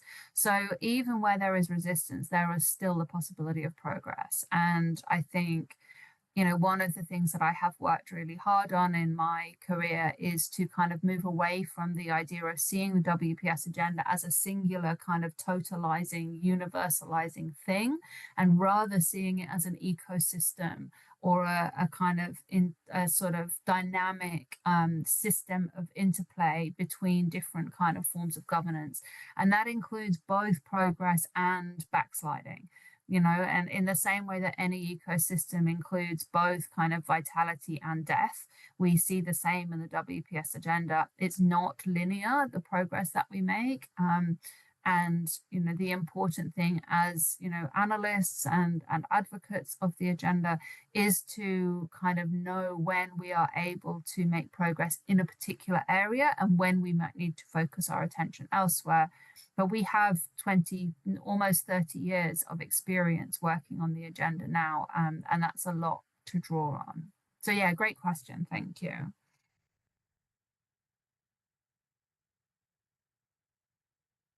Thank you. So we will now move on to the second question from people who've raised their hands. So Ivan Moiseev, you've raised your hand. Yeah, thank you so much, dear organizers and Professor Shepherd, for your astounding lecture. So I would love to raise a following question. So how do you assess the current efficiency of the UN in general?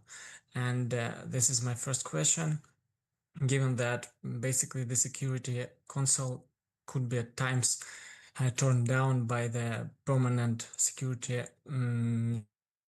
Council members, and what should be done what should be done in terms of modification, maybe revival of the UN to make it more effective? Thank you. Yeah, another great question. I mean, look, I don't work on the UN broadly as an organization, so there are many people more expert than I am, but I do teach on the UN, and obviously, you know, given my interest in the WPS agenda, I have reluctantly kind of studied the dynamics of the Security Council quite closely. I mean, I think one of the things that we need to take into consideration is the embedding of post-World War II geopolitical power balances in the Security Council has led to very challenging dynamics for the contemporary international community, right? I think, you know, and there have always been discussions about rebalancing, whether that is increasing the elected members, removing the power of the veto, you know, there's all kinds of ways that the UN Security Council could be refigured in order to increase the possibility that it could be more representative.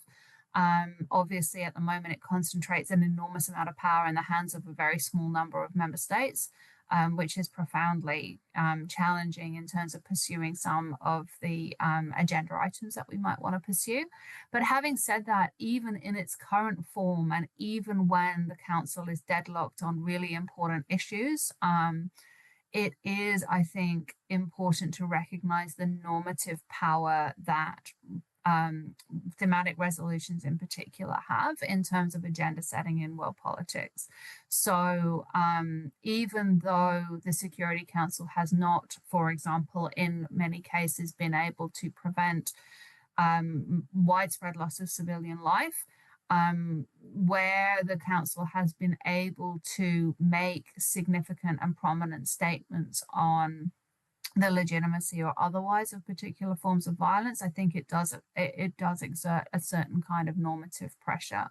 So I think that there's a kind of both and answer to your question, which is that, you know, we need to continue to support the sort of mechanisms for democratizing the Security Council that member states are pursuing themselves, and we need to continue to recognize that in an imperfect world we have an imperfect system, and that currently is the best that we have, and that giving up on the United Nations as an actor in world politics perhaps might not lead to kind of the outcomes that we would want to see, given that it cedes ground then to the emergence of a kind of unipolar or bipolar system that would largely provide, I think, regressive outcomes for the majority of the world's population.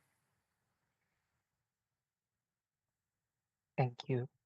Thank you for your questions and answers. I think we will take one question from the chat. So Ron Engineer asks, there have been cases in recent years where UN peacekeeping personnel were involved in sexual exploitation and abuse.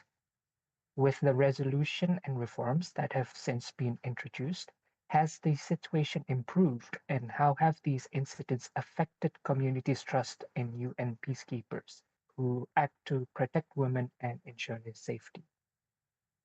Yeah, I mean, this is a really important area of study, right? And like I mentioned, in 2008 and 2009, we saw the kind of bifurcation of the thematic agenda of women, peace, and security from the kind of sexual exploitation and abuse agenda. And there are a sequence of resolutions addressing sexual exploitation and abuse that kind of exist adjacent to the WPS agenda, but they're not considered part of it. At least they're not considered part of it by me and other scholars. The best scholar on SEA by UN peacekeeping forces that I know of is Jasmine Kim Westendorf, who's a colleague of mine here in Australia.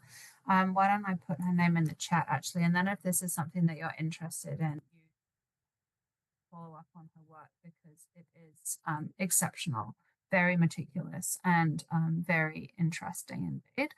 I do believe that the United Nations as an institution responded, you know, probably not quickly enough and probably not forcefully enough, but they did respond to the widespread issue of sexual exploitation and abuse, because they were aware that it was going to obviously not only, you know, compromise the rights of the individuals who were affected and survivors of this kind of violence, but also compromise the efficacy of the missions and operations that they sought to undertake, because ultimately you can't conduct a peacekeeping operation without the support of the local community, and if that support is compromised, then you're going to struggle to kind of create any sort of legitimacy and any kind of positive outcome, I suppose.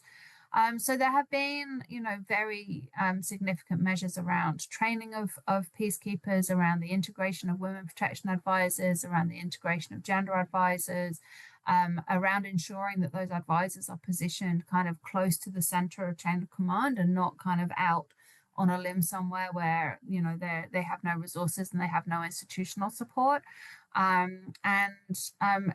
Effectively resourcing gender advisors within the peacekeeping operations was one way that they kind of began to turn around the culture.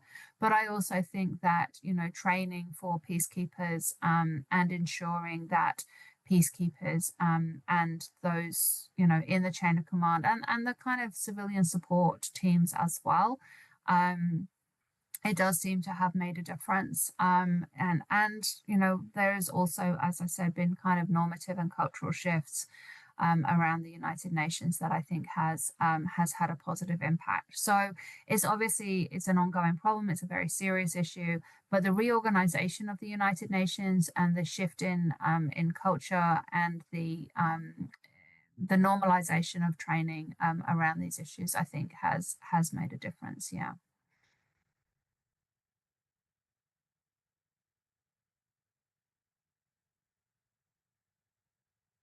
Maybe we should take more questions. Thank you for the answer. So, I'm sorry, there's lots of questions here because There are, yeah. presentations quite interesting. So, Samia Singh asks, does the UN have any future plans of the endangered WPS agenda in the states with the current government? How does the UN plan to repair the current regression? I mean, I think this is the question that everybody's asking, right? It's a really important question because obviously, with the massive reduction in funding for development aid by the US and the UK, I mean, proportionally, the UK has reduced funding even further than the United States. It just hasn't received the same level of publicity because it hasn't had, Elon Musk on Twitter saying that they're taking a chainsaw to USAID or whatever, feeding it through the wood chipper. But the United Kingdom has significantly reduced its spending on overseas development assistance. The United States has reduced its spending also. And so initiatives like the WPS agenda and activities, women's peace work are being systematically defunded. And there is a very kind of limited response to that the United Nations can make. Like, it is not within their power to compel nation states to spend, on development and humanitarian assistance. I mean, institutionally, there is talk of institutional kind of reshaping, the possibility of merging the World Food Programme with UN Women, for example, or bringing the World Food Programme under the auspices of UN Women potentially.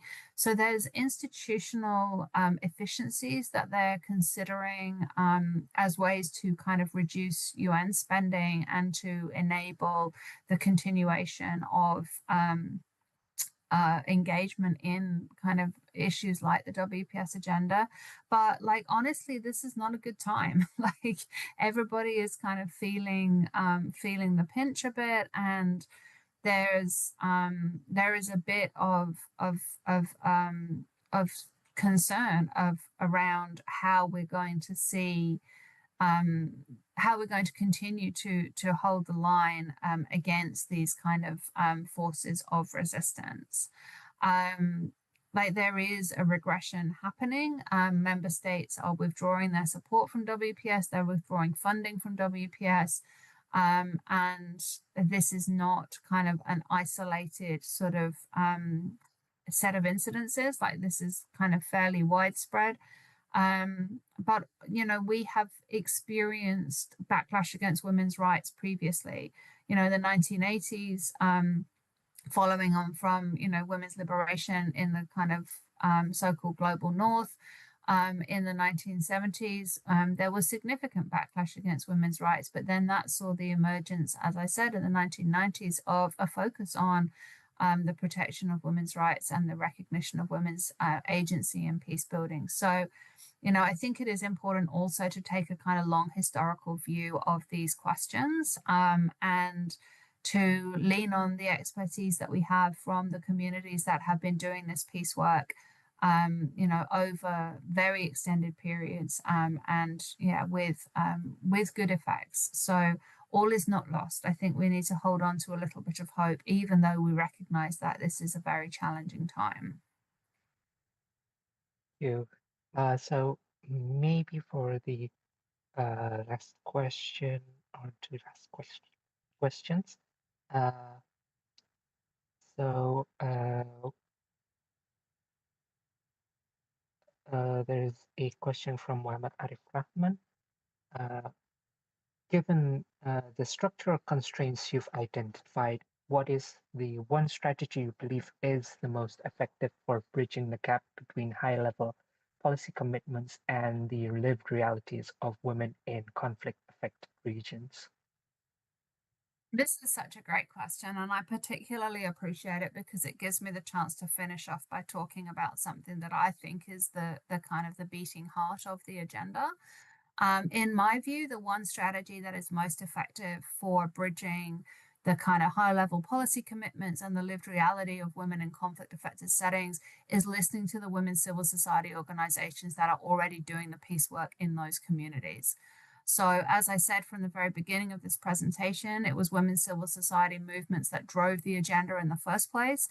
And I have done a lot of research on how effective women's civil society organizations have been at sustaining the agenda over time.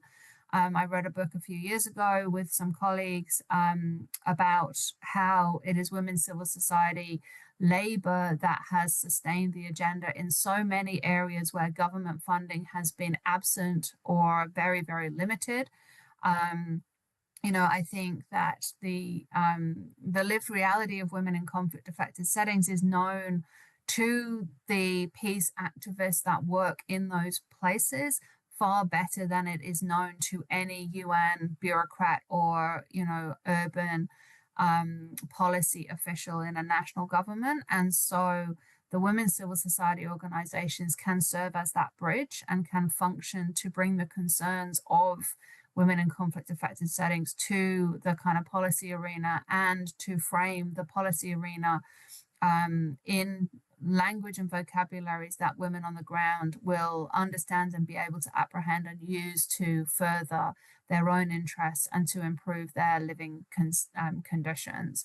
So my answer in this, and as in many things, is to listen to the people that are doing this work. Don't listen to people like me who, have very limited experience of this, but listen to the people that are actually doing this work. So the women's civil society organizations, the women doing peace work in their communities, because those are the ones that have been providing leadership for peace and security in their communities, and they are the ones who deserve our attention. Thank you so much, Professor Shepherd.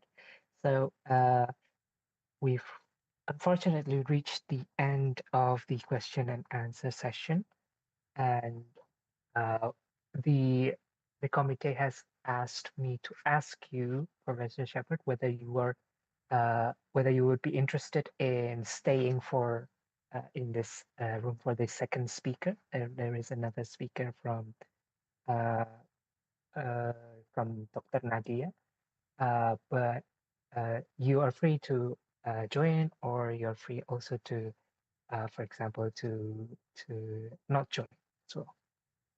Well, thank you so much for having me. I really appreciate the invitation. It's been so lovely to learn with you all and to discuss my area of research passion with you. If you want to see the slides, the organizers have the slides and can share those with my full permission. And if there's anything that you want to follow up on, feel free to drop me an email. But I'm afraid I won't be able to stay for the second speaker. But I hope the rest of the event goes well. And yeah, thank you all so much for your engagement. Thank you so much, Professor. Thanks so much. Bye-bye. See you. Professor, please stay with us because after this we'll be holding the documentation session before you leave. Yes. Okay. So I'm really sorry. I'm actually overseas at the moment, and I have a really full schedule, so I was only able to make space for this 90 minutes. So maybe we could organize another time to catch up. I'd be very happy to arrange that when I'm back in Sydney. Okay. Thank you so much. Very appreciate it. But I hope the event goes well, and yeah, thank you so much for inviting me. I appreciate it. Yes. I'll see you next time. Bye. Thank you for being here. Thanks so much. Bye-bye. Bye-bye. All right. Thank you very much to obviously our esteemed speaker, Professor Laura J. Shefford, for the highly insightful session, and also to our moderator for facilitating the discussion. Indeed, Farah, the insights shared in this session have been truly enriching and have given us a deeper understanding of women, peace, and security in global politics. We hope all of you found today's discussion just as insightful and inspiring as we did. Absolutely. Now, before we move on to our next session, we would like to invite all participants to join the documentation session, even though Professor Laura J. Shepard has already left. So please make sure to turn on your cameras on, get ready, and put on your best smile. I'll check if everyone already has their cameras on. Okay. Yes, we see many beautiful faces here. Please try to pose and show us your brightest smiles. I'll count down from 3, 2, 1. Okay, maybe one more. 3, 2, and 1. Okay. Sweet. Thank you everyone for participating in the documentation session. We hope you enjoyed our first panel discussion and found it both insightful and inspiring. Absolutely, and we are very appreciative. We are very appreciative about how very energetic you are in this first panel discussion, but we're not done just yet. We still have another exciting panel discussion ahead of us. That's right, ladies and gentlemen. Let's continue with our second panel discussion of the day. Our second panel discussion is titled Women in Post-Conflict Resolution and will be delivered by our distinguished speaker, Dr. Nadia Farabi, PhD from Universitas Diponegoro. And joining us once again as the moderator for this panel discussion is Mr. Muhammad Faik Adi Pratomo, SIP MSc from the Department of International Relations, Universitas Diponegoro. As introduced in our previous session, Mr. Muhammad Faik Adi Pratomo, SIP MSc, is an assistant professor at the Department of International Relations, Universitas Diponegoro. With his teaching and research background in strategic studies and human rights, he is well equipped to guide this discussion on women in post-conflict resolution. We are delighted to have him back with us. Ladies and gentlemen, please join us in welcoming our moderator, Mr. Muhammad Faik Adi Pratomo, SIP MSc. Mr. Faik, the time and floor are yours. Okay, thank you. So again, we will proceed to the second session, which will be delivered by Nadia. We call her Nadia.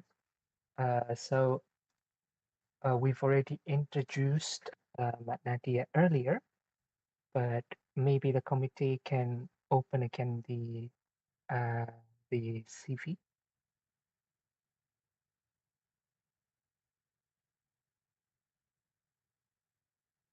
Okay, so Nadia is focused on peace and security studies, diplomacy and globalization, transnationalism, and also international organizations. So research has focused on the role of religion in human security, the role of religion in security in general, and the role of faith in institutions in promoting, for example, renewable energy transitions, and also stunting prevention, etc. So as you can see, as you can read in her CV, she is very attuned to this topic. And actually, maybe we could move on to straight to the speaker session. So Nadia, are you ready? Hello, Mas Faik. Can you hear me? Yes, I can hear you. Should I start or I've sent the slides, I think. Okay. Would the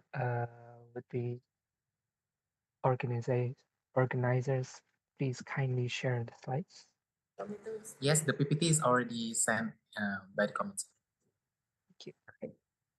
Thank you. Yes.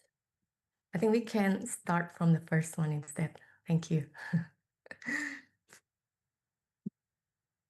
Okay. Thank you, Mas Faik, for the introduction. Good afternoon, everyone, and also for the committee for helping me with the slides and everything. Good afternoon, I think, here from Indonesia. It is a pleasure here to meet you, and I'm particularly pleased to join you on the first day of this summer course. I'm also very glad to share this session with Professor Laura Shefford. She's one of my good friends. Her presentation has introduced us, I think, on the conceptual and theoretical of the women, peace, and security agenda, including that process that has been made and the persistent gap between formal commitments and women's meaningful participations. I would like to continue from that discussions, I think, especially because we've been joining the lecture or the course for 1.5 hours already, for 90 minutes already. So we might want to have a little bit of stretching here and there. If you'd like, you can get a coffee if you want, please feel free.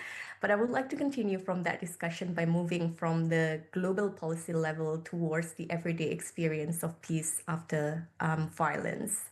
So my background, as has been introduced by the moderator, Faik, is international relations, but I always like to bring what has been discussed internationally to the local level, and understanding that the participants here are diverse. We have participants from around the world. I think it would be great if we can hear a lot of perspectives and experiences from abroad or also from Indonesia, understanding the conceptual that has been discussed in the previous sections. So just a bit of context, I recently participated in a forum in Japan on the idea of long peace. You might Google about it, or some of you might be familiar about it already, the term or concept of long peace. And then last month or 2 months ago, I was also invited by the former president of Indonesian, Susilo Bambang Yudhoyono, to reflect on war, peace, and Indonesia's role in supporting peace. The discussion understandably focused on major questions on how war can be prevented, how states can contribute to peace, and how international institutions respond to conflict. But I always try to keep returning to another question: whose peace are we talking about? So a country may not be at war, its institutions may be functioning, elections may take place, like the indicator of a successful liberal peace building, for example, and violence may no longer dominate international headlines. Yet we understand also that communities may still live with displacement, exclusion, insecurity, and unresolved harm. So today, I want us to explore more on what happened when peace looks successfully from above, but actually remains incomplete in everyday life. So the woman, peace, and security that we understand, I think it's important to understand it not only about women in war, as has been discussed a lot. The WPS, or Women, Peace, and Security, also asks how gender shapes conflict, for example. Who participates in decisions? Who receives protections? Whose knowledge contributes to prevention? And who controls the recovery? Those questions, I think, are equally relevant to communal violence, which I will talk about also further, where there may be no formal war or big war that we always discuss, but there are actually still attacks, displacement, exclusion, and unresolved reconciliations in there. So Professor Shefford has explained the global WPS agenda. My session here applies its central questions to the everyday post-conflict conditions, whether women are protected, whether they participate meaningfully, whether their organizations maybe contribute to prevention, or whether recovery can restore their rights and agencies. So my topic here specifically talks on, as shown in the slides here, specifically talks about women in post-conflict resolutions. And I use post-conflict here broadly. I'm not only speaking about countries emerging from formal war, which maybe not all of us here are experiencing. But I think we should be also concerned with what follows. Communal violence, for example, religious violence, displacement, and other forms of organized harm that we can see around us. So we might not be experiencing that big war that we usually see in TikTok, in Instagram, but there's actually other threats that we are still facing on. And these processes may involve return, reintegration, reconstruction, reconciliation, justice, and institutional reform, which some of it has been discussed in the previous sections. So the core argument is that the end of direct violence does not necessarily mean that women experience peace, if you want to focus it on the discussions of women.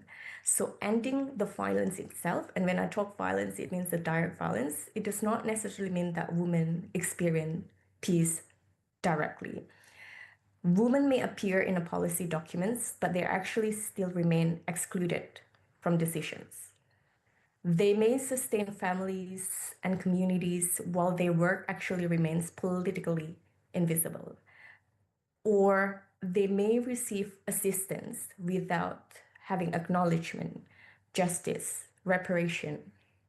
So I will explore these issues through the experiences later on the Ahmadiyya and Shia here in Indonesia, which I'm sure not all Indonesians are aware of. But before introducing these cases, I would like to know what you know about Indonesia. So maybe go on to the next slide, please.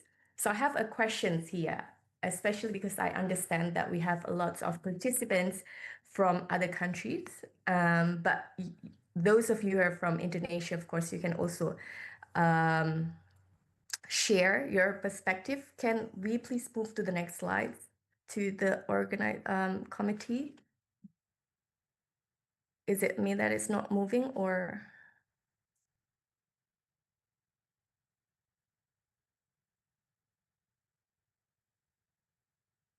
Hello?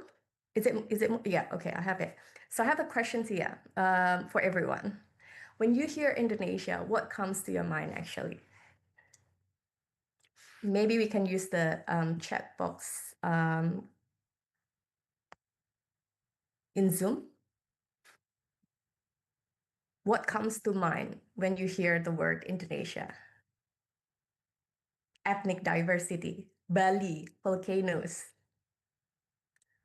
Please write 1 or 2 words in the chat. You may also include your name and countries if you want, so that we can begin to know one another through the discussions. I want to use this chat box more actively so we can engage a lot in this. Diversity, Bali, beaches, archipelago, inflation, faraway country. I wonder where you're from, Johanna. Beautiful country. Thank you for that, Zohaib. Culture, Goethe Institute Jakarta, Bali, life of Bajo people, interesting culture that was from Bangladesh. And then rich country, Fina said so, many islands, IKN, Jokowi. It's interesting that comes to your mind when we talk about Indonesia. And then coal mining, ethnic groups, a country who has great diplomats at UN Security Council back then in 1967. Johanna is from Panama. Thank you for joining us. Decentralizations, island, resilience. Komodo, Emmanuel from Kenya said so. Historically strong. Gilded cage, diversity yet united. Is that all we have, or are there still more coming? We have around 80 participants here. And also we have, it's interesting to know that we have participants from different countries. So it's bringing quite different image of Indonesia. Earthquakes. So yeah, Bali, tourism, diversity, democracy, the food. Anyone mentioned the food? ASEAN, natural disasters, even though earthquakes before. These associations are totally understandable because Indonesia is generally presented internationally as large, stable democracy and an important regional actor. Now, let me ask a slightly different question. Do you associate Indonesia with war? And we have rendang also from Farah. Makes us hungry, huh? Does any of you associate Indonesia with war? Does any of you probably think that Indonesia is a very peaceful country? Not war, but conflict, peaceful country, they say. There's Timor-Leste, just corruption. Any other thoughts? Soekarno, internal issues. It's peaceful country. Malaka?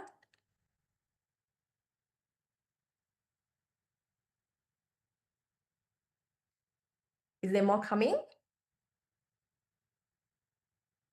Diversity. Yeah.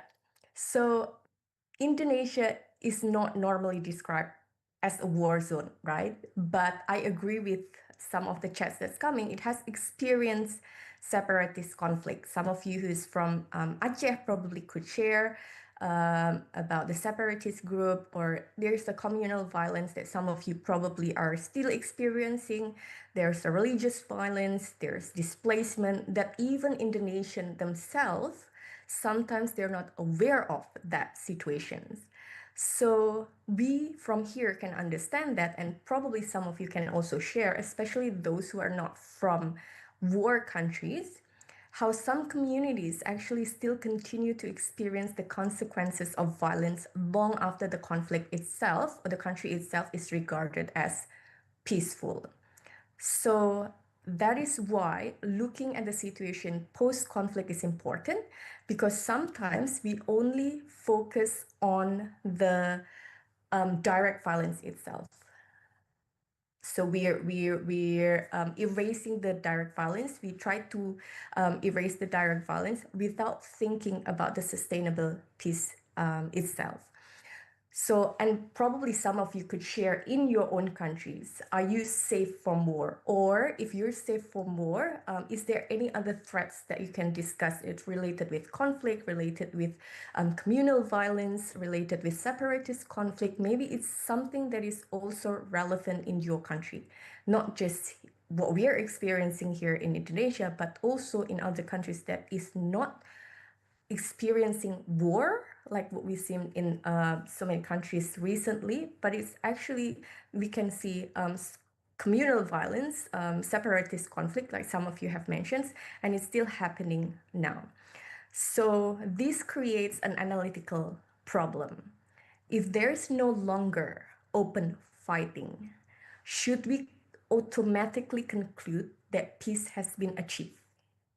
Do you think by eradicating or focusing more on the fighting and saying that there's no longer fighting, we can automatically conclude that peace has been achieved? Like some of you have mentioned, Indonesia is a peaceful country because we are not experiencing war.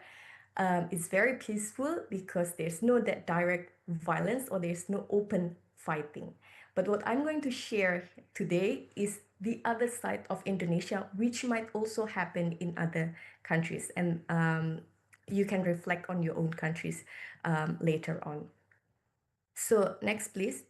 To answer that question, understanding whether no longer open fighting should automatically conclude peace or not, to answer that question, we need to distinguish between two different meanings of peace: the negative peace and positive peace. And I think I've shared some of the readings also in the references or in the citations, which you can read further.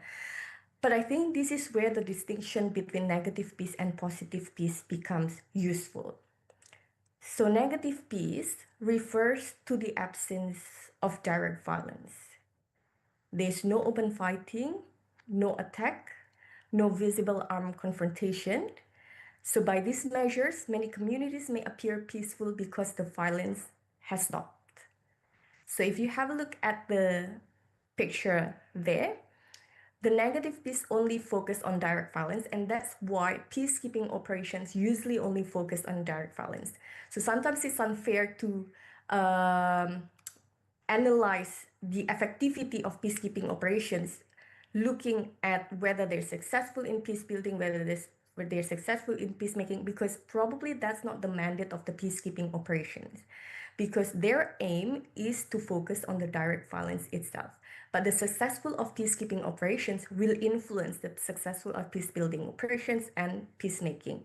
However, we understand that peacekeeping operations, where we understand it, if we see those UN peacekeeping operations, those people wearing the blue helmets, we could understand that they focus on the direct violence itself.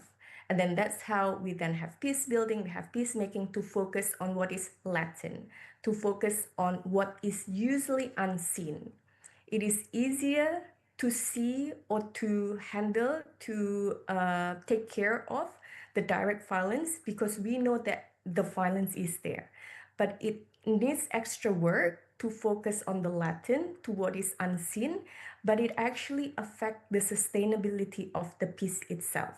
So by these measures, many communities may appear peaceful because the violence, the direct violence has stopped.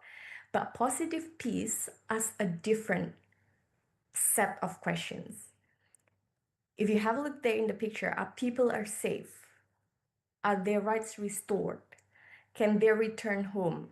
Are they accepted by the institutions and communities, for example? Can they participate in decisions affecting their life? So the distinction matters because a society may experience negative peace while positive peace remains absent.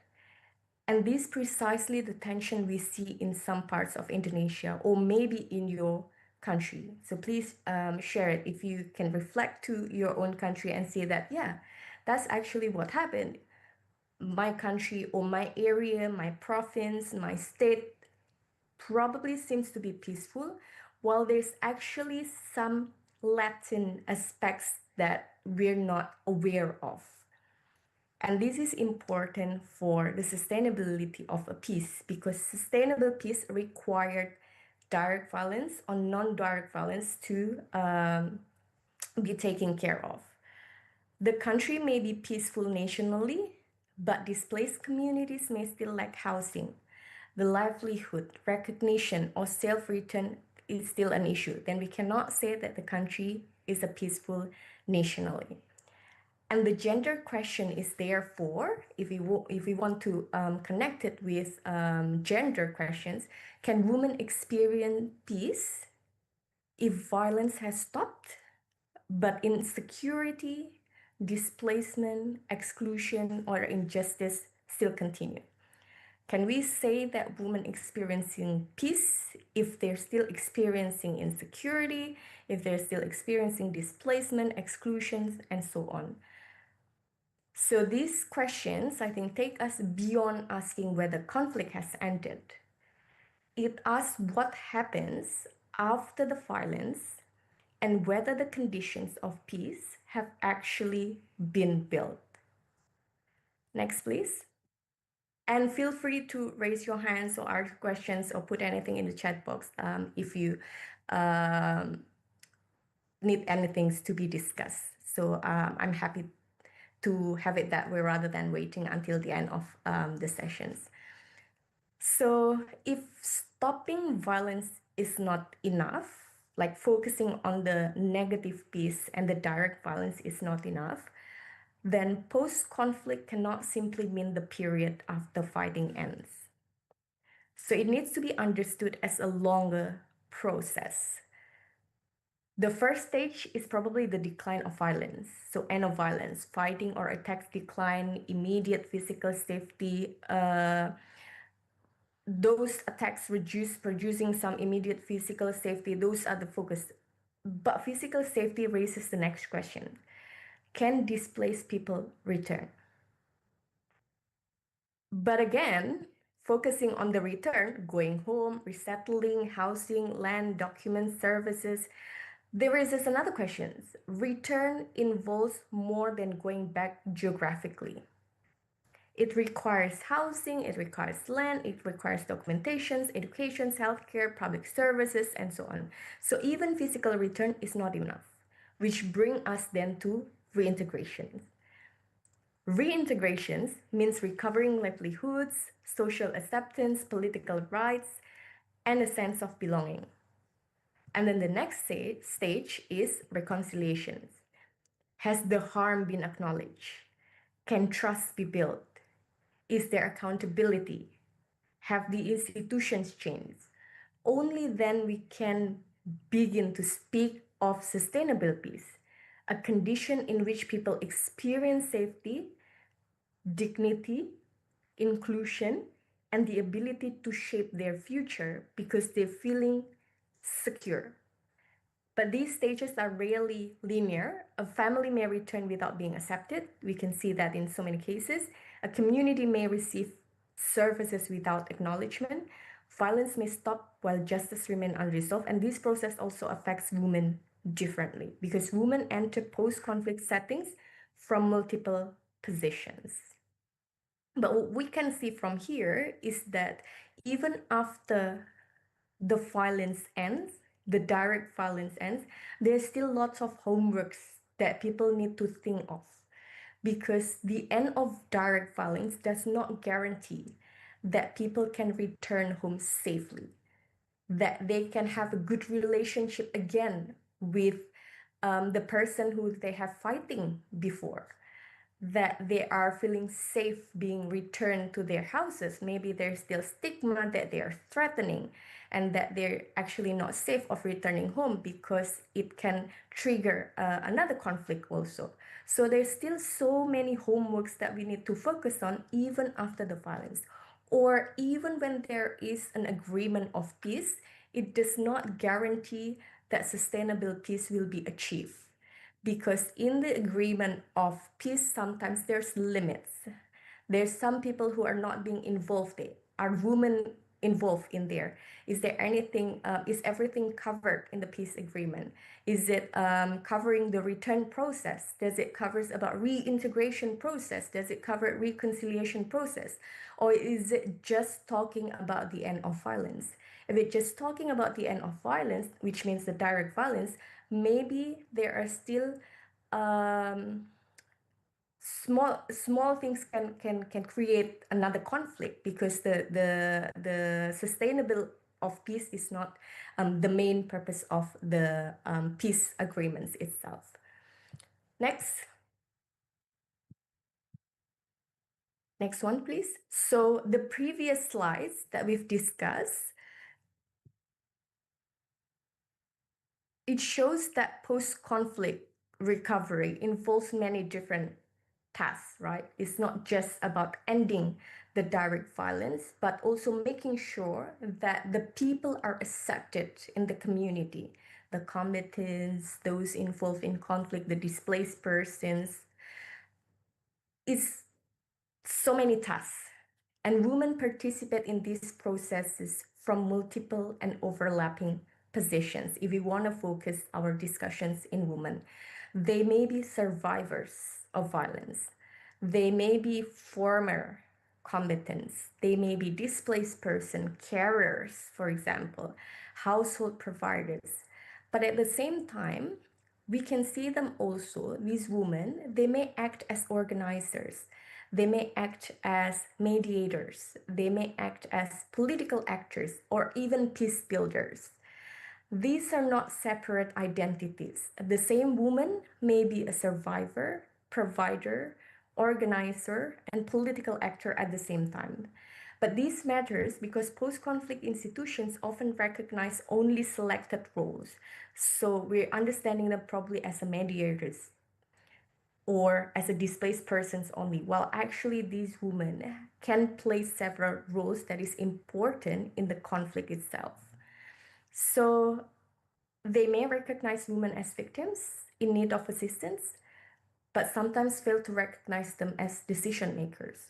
So we cannot say that those who are in a displaced shelters, those who are dying because of conflict, or those who are have to be taken care in the hospital, they are the victims and they only need assistance. Sometimes we have to involve them also and understand them and recognize them as a decision maker. They might play an important role in the conflict or in the peace process itself. They may consult male combatants or religious leaders while actually overlooking women who manage the daily work of recovery. So the issue is not simply whether women are present, it is whether the full range of their experiences, these diverse experiences and contributions, is recognized. And to understand where the recognition should occur, we need to distinguish between the wider process of peace building from the more focused process of reconciliation. So that's why when we talk about peace building, reconciliation, sustainable peace, we look at it not just eliminating that direct violence, but we need this process of peace building, reconciliation to understand that maybe there's emotions that we need to take care of. Maybe there's negative emotions that we need to take care of, and that's actually influencing the sustainability of peace.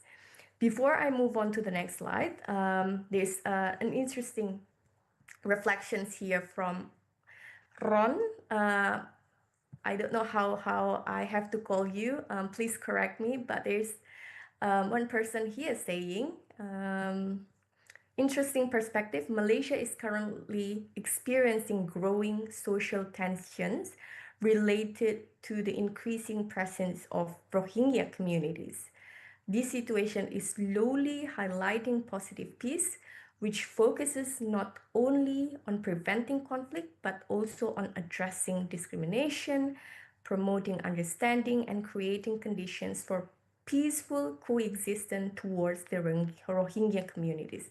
Thank you for that reflections. I think that's the kind of reflections that we're hoping everyone can share in here.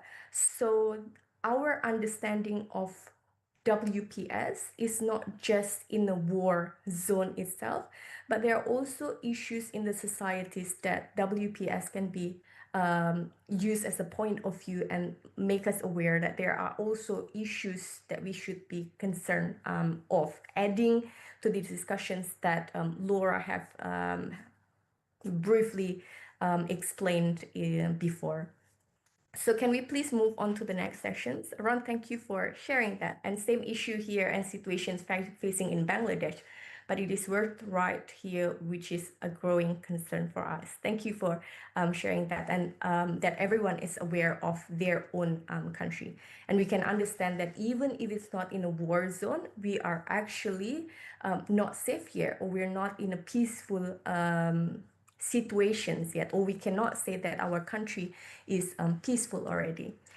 So when we discuss about peace building is a broader effort to make peace sustainable. It includes here security, reconstruction, livelihoods, institutions, political inclusion, return, reintegration, justice, development, whole lot of tasks here. And reconciliation is one central dimension of this broader process. It focuses particularly on the damaged relationships, acknowledgement, trust, memory, and coexistence. But this distinction matters for women because structural recovery and relational recovery do not always happen together. So government may restore services but fail to acknowledge harm. Community may hold a reconciliation ceremony while women remain excluded from the land, compensation, or decisions about return. So peace building without reconciliations may create stability without trust. So that's why I put this together in supporting our discussions on how we can achieve that sustainable peace with a whole lot of long process and whole lot of tasks. And reconciliations is without wider peace building may remain symbolic only, but not deep into the core of the issues itself. So if reconciliations is to be meaningful, we need to ask what exactly it involves. So that's why I have the key point here to highlight that peace building without reconciliations may create stability without trust, and reconciliations without wider peace building may just remain symbolic. But it will not be possible to create that sustainable peace that everyone is aiming for. And when we talk about reconciliations, can we please move on to the next slide?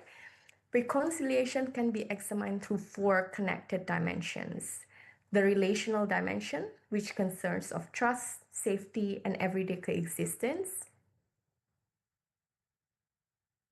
Can we please move on to the next slide? Thank you. And the gender questions, if we want to relate it with women, it can go around whether women feel safe not only from public violence, but also within households, communities, and public spaces.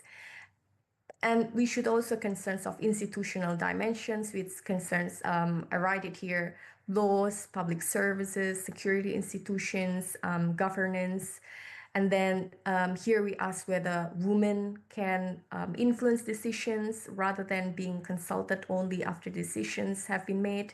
And then in the symbolic, we have concerns around acknowledgement, truth, memory, recognitions, while in the material dimensions, it concerns about housing, land, livelihood, compensations, and so on.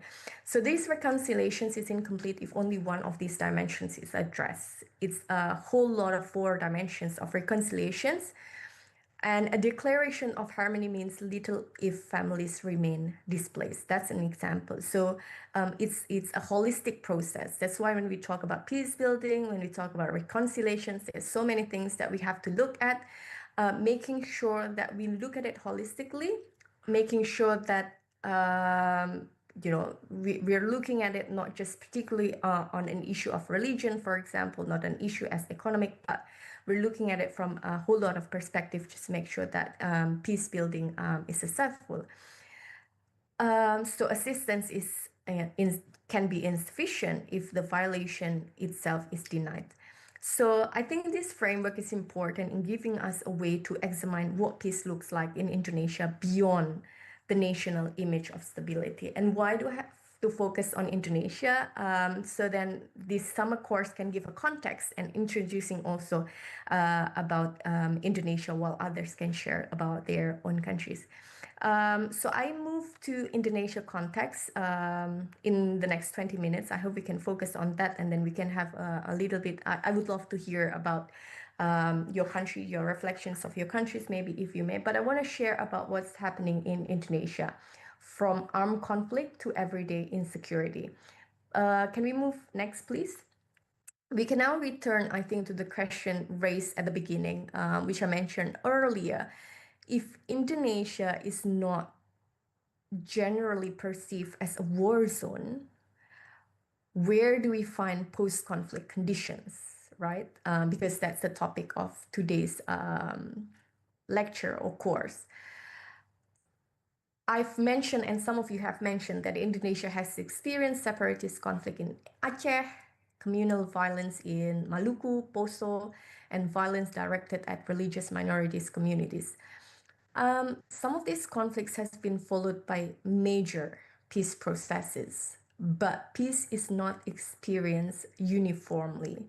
So after violence declines, communities must rebuild relationships, right? Displaced people attempt to return and institutions manage unresolved grievance. This is, I think, where everyday insecurity appears, and United Nations may not understand what is actually happening in the grassroots. It is the people themselves that understand what is happening in their area.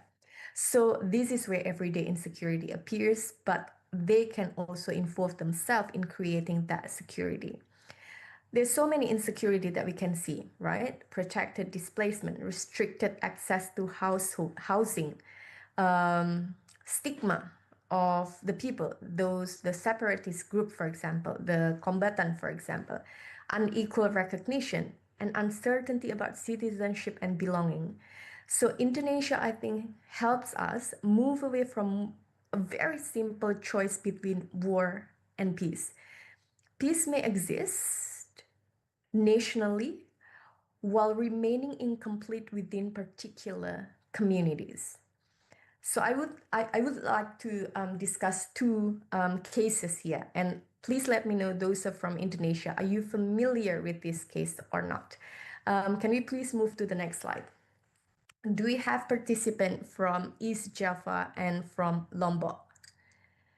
This is a map of two communities affected by religious violence and prolonged displacement. I have two examples here. The internally displaced Ahmadiyya in Lombok and the internally displaced Shia families from Sampang. Those of you who are from Indonesia, are you aware that we have these two communities living as internally displaced persons for more than 10 years? So they're still living in displacement shelters. It's good to know. Zakaullah, where are you from?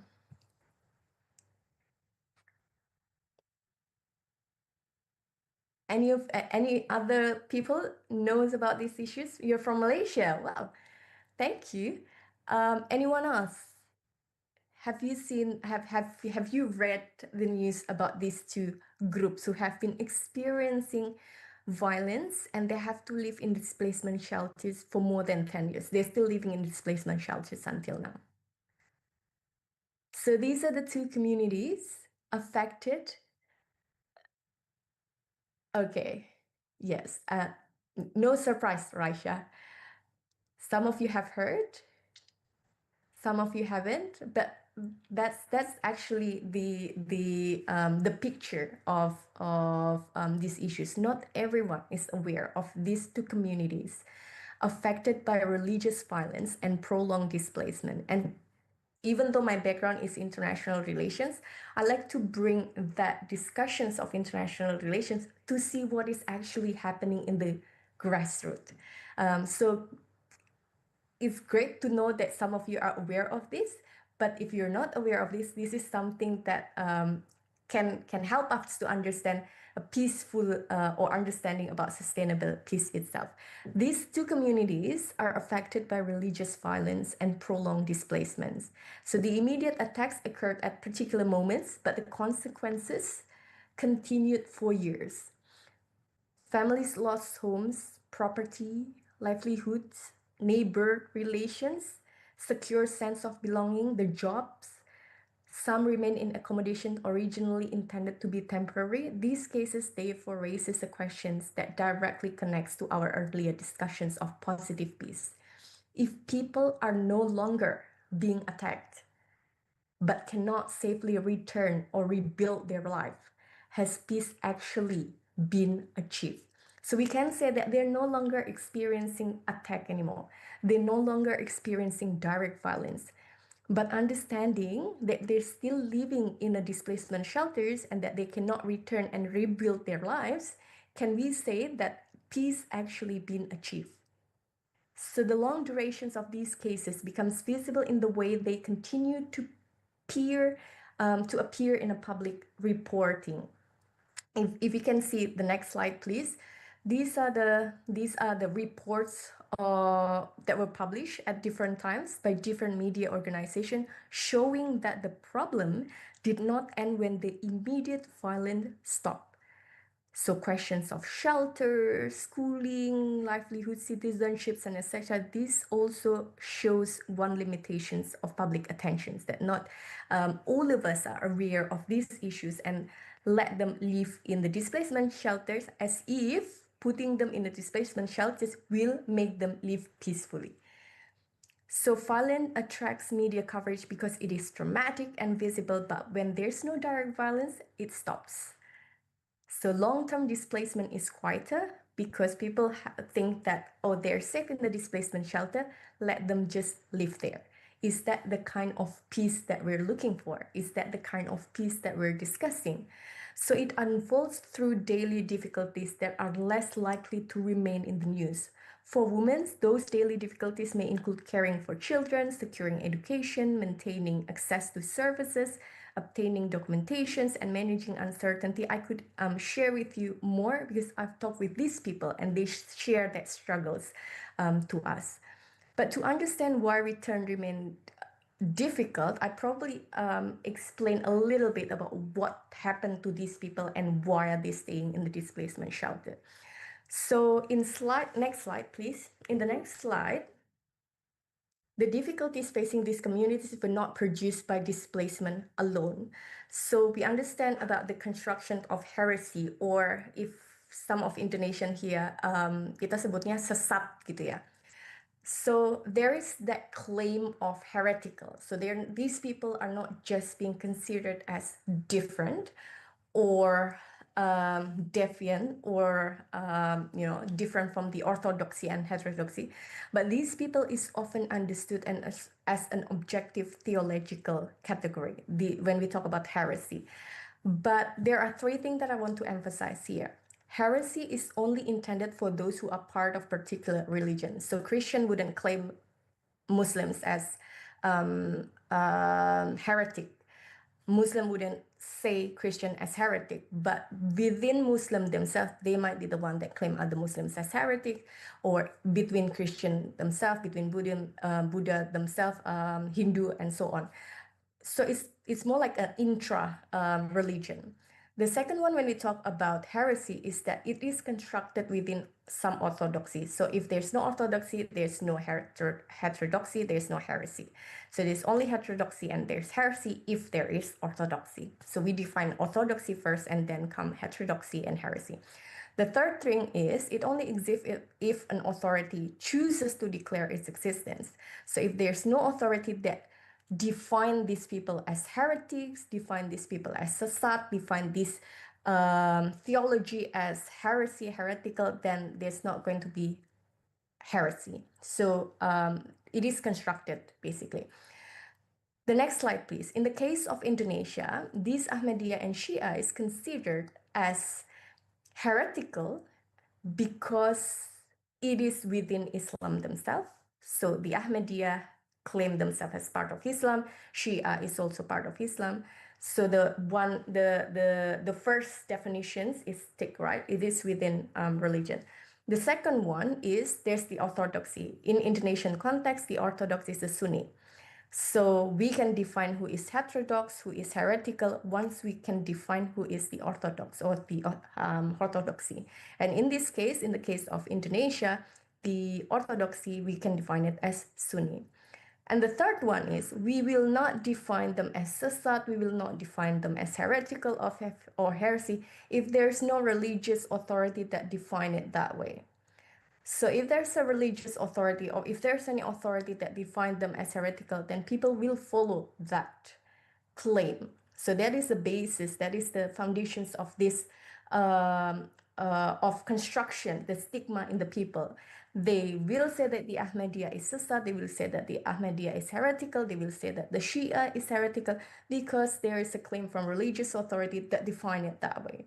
And in this case, we know that we have that claim. We have the Indonesia Ulama Council that defines certain groups or certain Islamic understanding as heretical.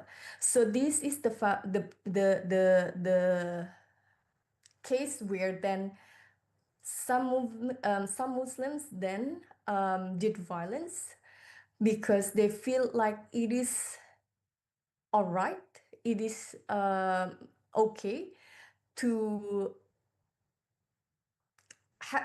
do violence to these people because there's that claim of and thank you for bringing that. Pakistan is also an example of one country that bringing that claim, but such claim is the one that have becoming the foundations of certain groups then to do violence, and then they don't want this group to live in their area. They don't want they just want to get rid of these people, and so that's why some of them have to live in the displacement shelters until now. They're experiencing violence.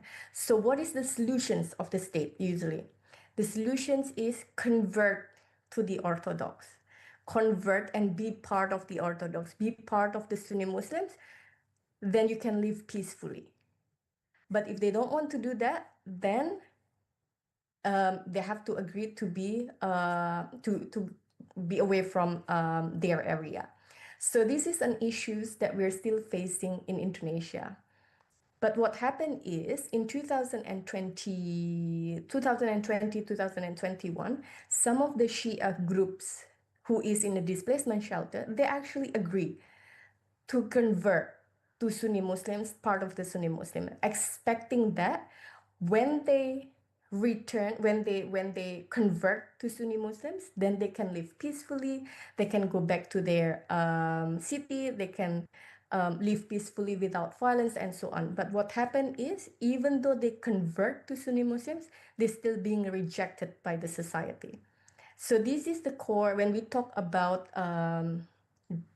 negative peace, positive peace. There are so many things that we could still look at when we talk about positive peace, because we might be eliminating the direct violence, but there's still stigma, there's still negative emotions in the societies that actually affecting the return, the reintegration, the reconciliation process, and it will challenge the peace process itself to create that sustainable peace. Can we please go next? Yeah.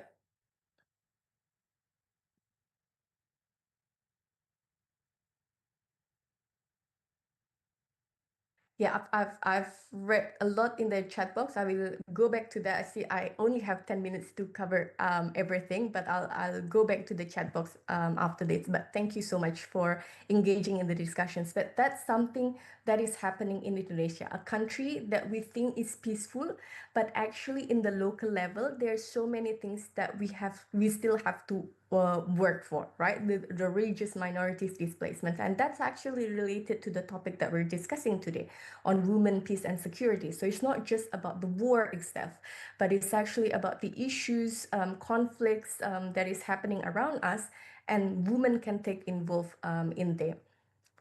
So there has been a lot of report on that, but the constructions of heresy in here is so challenging. But if we relate it to women, and I've talked to a lot of women in Ahmadiyya, they have group women religious group which play roles there, or NU, as some of you are aware, which is one of the biggest organizations, organizations in here. We can see how women can play in everyday experiences, right? Displacement affects the whole family, but it actually redistributes responsibilities and risk. And in households, for example, women may take on increased care responsibilities. They may manage food, children's educations, healthcare. I remember some of them shared, those displaced person shared how the woman prepared for the food, and then the men tried to focus on the admin stuff, but the woman focused on how to make sure that the children are safe in the displacement shelters. Economically, families may lose land, homes, work, property. Women may face particular difficulty restoring their livelihoods, especially where the previous work probably informal, because these are when we talk about Lombok and Sampang, it's like a village. It happened in a village, so most of them don't have a formal work. Institutionally, daily life may depend on humanitarian systems and decisions made by officials. And identity creates another burden in here. Women may be expected to maintain community identity and protect their children from stigma while actually having little influence over formal return negotiations. So the important point is not that every woman has the same experience here. It is that displacement reshapes responsibilities, resources, mobility, and their voices. And this leads to questions for maybe all of us. Which of these consequences is least likely to appear in an official post-local, post-conflict report? Because maybe they don't share about that, as particularly because Indonesian government sees it as a sensitive issue. Not everyone wants to talk about it. Putting them in the displacement shelters usually is a solution, because it will not create threats for the society, even though it's not creating sustainable peace, but at least there's no direct violence anymore. Next slide, please. This slide that I've showed previously focused on the burdens created by displacement, but those burdens actually do not make women passive. And this is very important, not to look at them as the victim only. Women sustain family and community life. They secure schooling, documents, healthcare, and services. They maintain religious and cultural practices. They negotiate also with officials and service providers. They organize networks and advocate for safe returns. These are the questions where, to what extent does these people are being involved in the peace process itself, which not a lot of discussions are there when we talk about the Ahmadiyya and Shia. They tend to be out from discussions. But I think this brings us back to Professor Shepard's discussions of meaningful participation. Participation is not only about sitting at the formal negotiation table, right? It is also about whether women's knowledge, choices, and everyday work actually shape that post-conflict outcomes and then conduct the pair exercise. Once women are recognized as political actors, we must ask whether justice processes respond to both the harms they experience and the demands they articulate. Next, please. So, what would justice after violence require? Because we definitely cannot see justice when we talk about the Shia and Ahmadiyya, right? We understand that yes, there's no direct violence anymore. They live peacefully in the displacement shelters. They got money from the government, they say. But that's not the peace that we're looking for, right? Was the harm publicly acknowledged? Partially, maybe, or not yet, maybe. Was accountability achieved?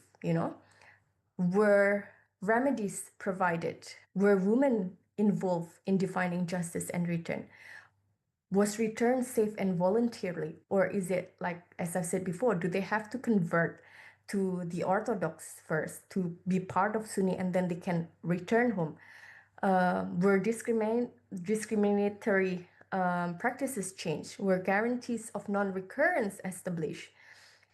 The assessments on the slide are indicative rather than definitive.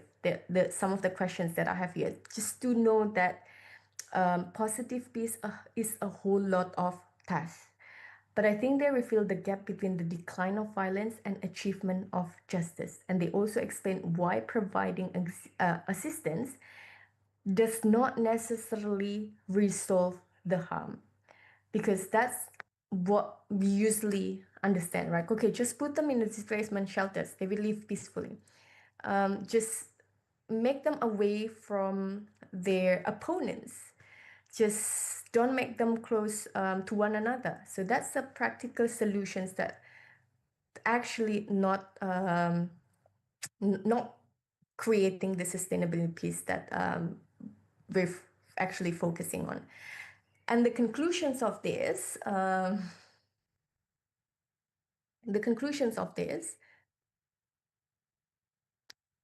next please. I can see a whole lot of discussions here about the constructions of heresy. So assistance is not the same as reparations, right? Assistance responds to urgent need, and that's what we can see in so many cases, giving humanitarian assistance. But reparation responds to a different questions. It asks what's wrong occurred, which rights were involved, and what must be restored.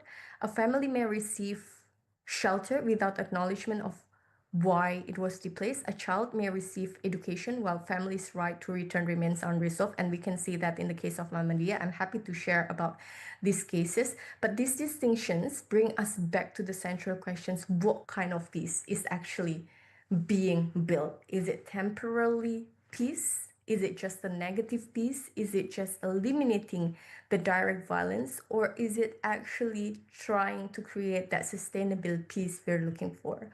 So we began this observation with Indonesia, not as a war zone, as I said earlier. We use this Indonesia case to understand peace, not just in the eliminating of war. The cases of the Ahmadiyya and Shia, and I have to emphasize this, I think it's not the theological aspect that we're going to debate after this.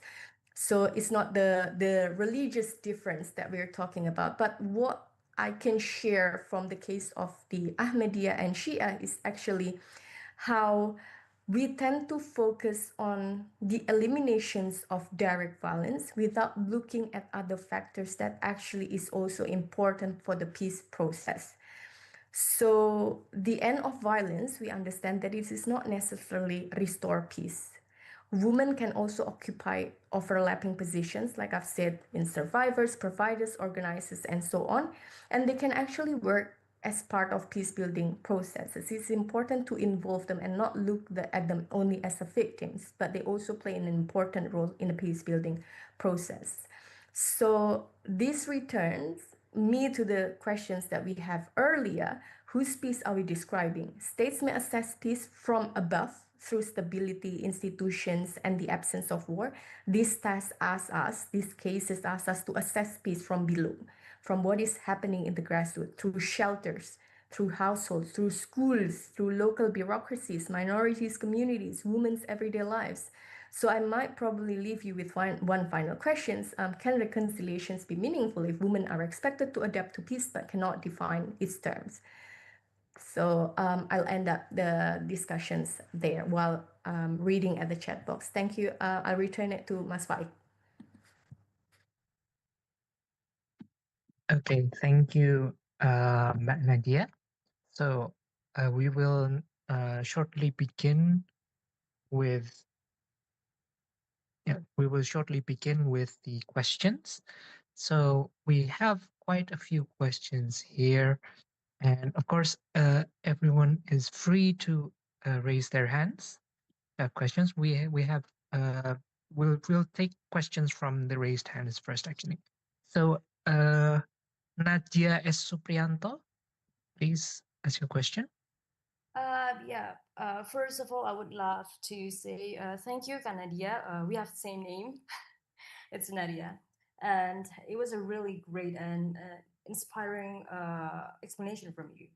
But there are a couple of questions that I actually really look forward to hear more from you. So, as we know, Indonesia positions as a bridge building in global peace efforts, critically evaluate the ethical and practical limits of deploying today's AI tools. To name some, large language models for cross-cultural dialogue training, virtual reality simulations for empathy building, or algorithmic matching for women peace builder networks in post-conflict settings.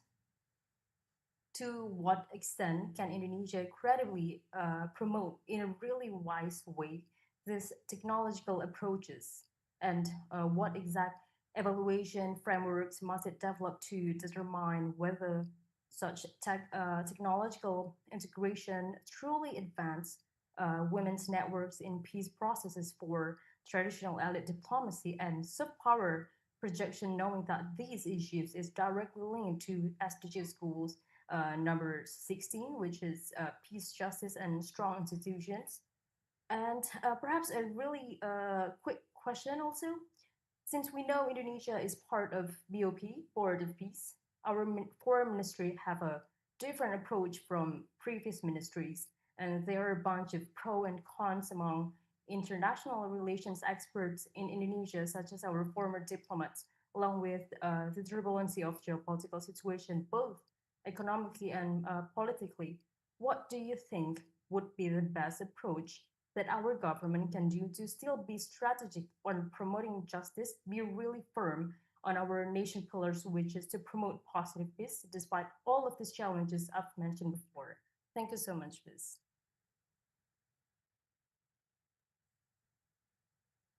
Thank you, Nadia, was it? Yeah, that's all. Thank you. Nice meeting you, Nadia. And you're from which city? I'm from Jakarta. Oh, Jakarta. Thank you so much for joining us. Are you from Universitas Diponegoro also, or are you from other No, universities? I'm currently BINUS, but working at the UN. Okay. Send my regards to your lecturers. Thank you, Nadia, for joining. To be honest, I'm not an expert in AI. Maybe actually, Mas Faik here is the one that is an expert on AI. But how can AI can support, maybe if I understand your questions right, how can AI technology approach can actually integrate with this woman support? I think it's important to connect it with the post-conflict recovery, which we're focusing on. But since I'm not an expert on that, apologies that I will not explain it as an expert. I have to be honest on that. So in cases of Ahmadiyya and Shia, for example, AI and social media can amplify rumors, hate speech, right, and false religious claims. I know some of you here have discussed about how the narratives of the Ahmadiyya and Shia might be wrong. But women's religious organizations can also use digital tools to verify those informations or challenge inflammatory narratives and document threats and connect displaced people, displaced women with services and create communications across communities. So I think that's the thing that I can answer if you want to connect that AI and technology in supporting post-conflict recovery. But it can also, I think, deepen the existing inequalities. It may help identify patterns of violence, map displacement, improve access to services or document abuses. But at the same time, AI generated misinformations, deepfakes, biased data, and digital surveillance can intensify communal tensions and place minority women at greater risk. And the key of WPS questions is therefore not only how AI is used, but who designs it, who's designing it, whose data are included, and whether women can influence the decisions it produces. I hope that answered the questions, but I'm afraid I don't really understand the second one. What was it about promoting justice? Was it the approach of our government in promoting justice? Okay. So first of all, thank you so much, Ms. Nadia, for your answer.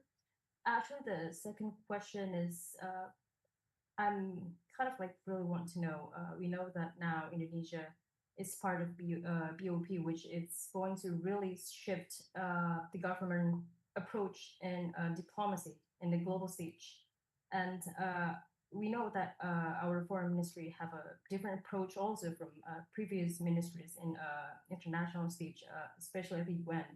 And there are a bunch of also pro and cons among international relation experts in Indonesia in terms of how our current government do their work in perhaps like supporting women in post-conflict and stuff like that. And we know that besides these issues, we also face the turbulency of geopolitical situation, both economically and geopolitically. And what do you think would be the best approach that our government can do to still be strategic on promoting justice, but in terms of this is related to your topic, and be really firm on our nation pillars, which is to promote positive peace, despite all of the challenges I've mentioned before.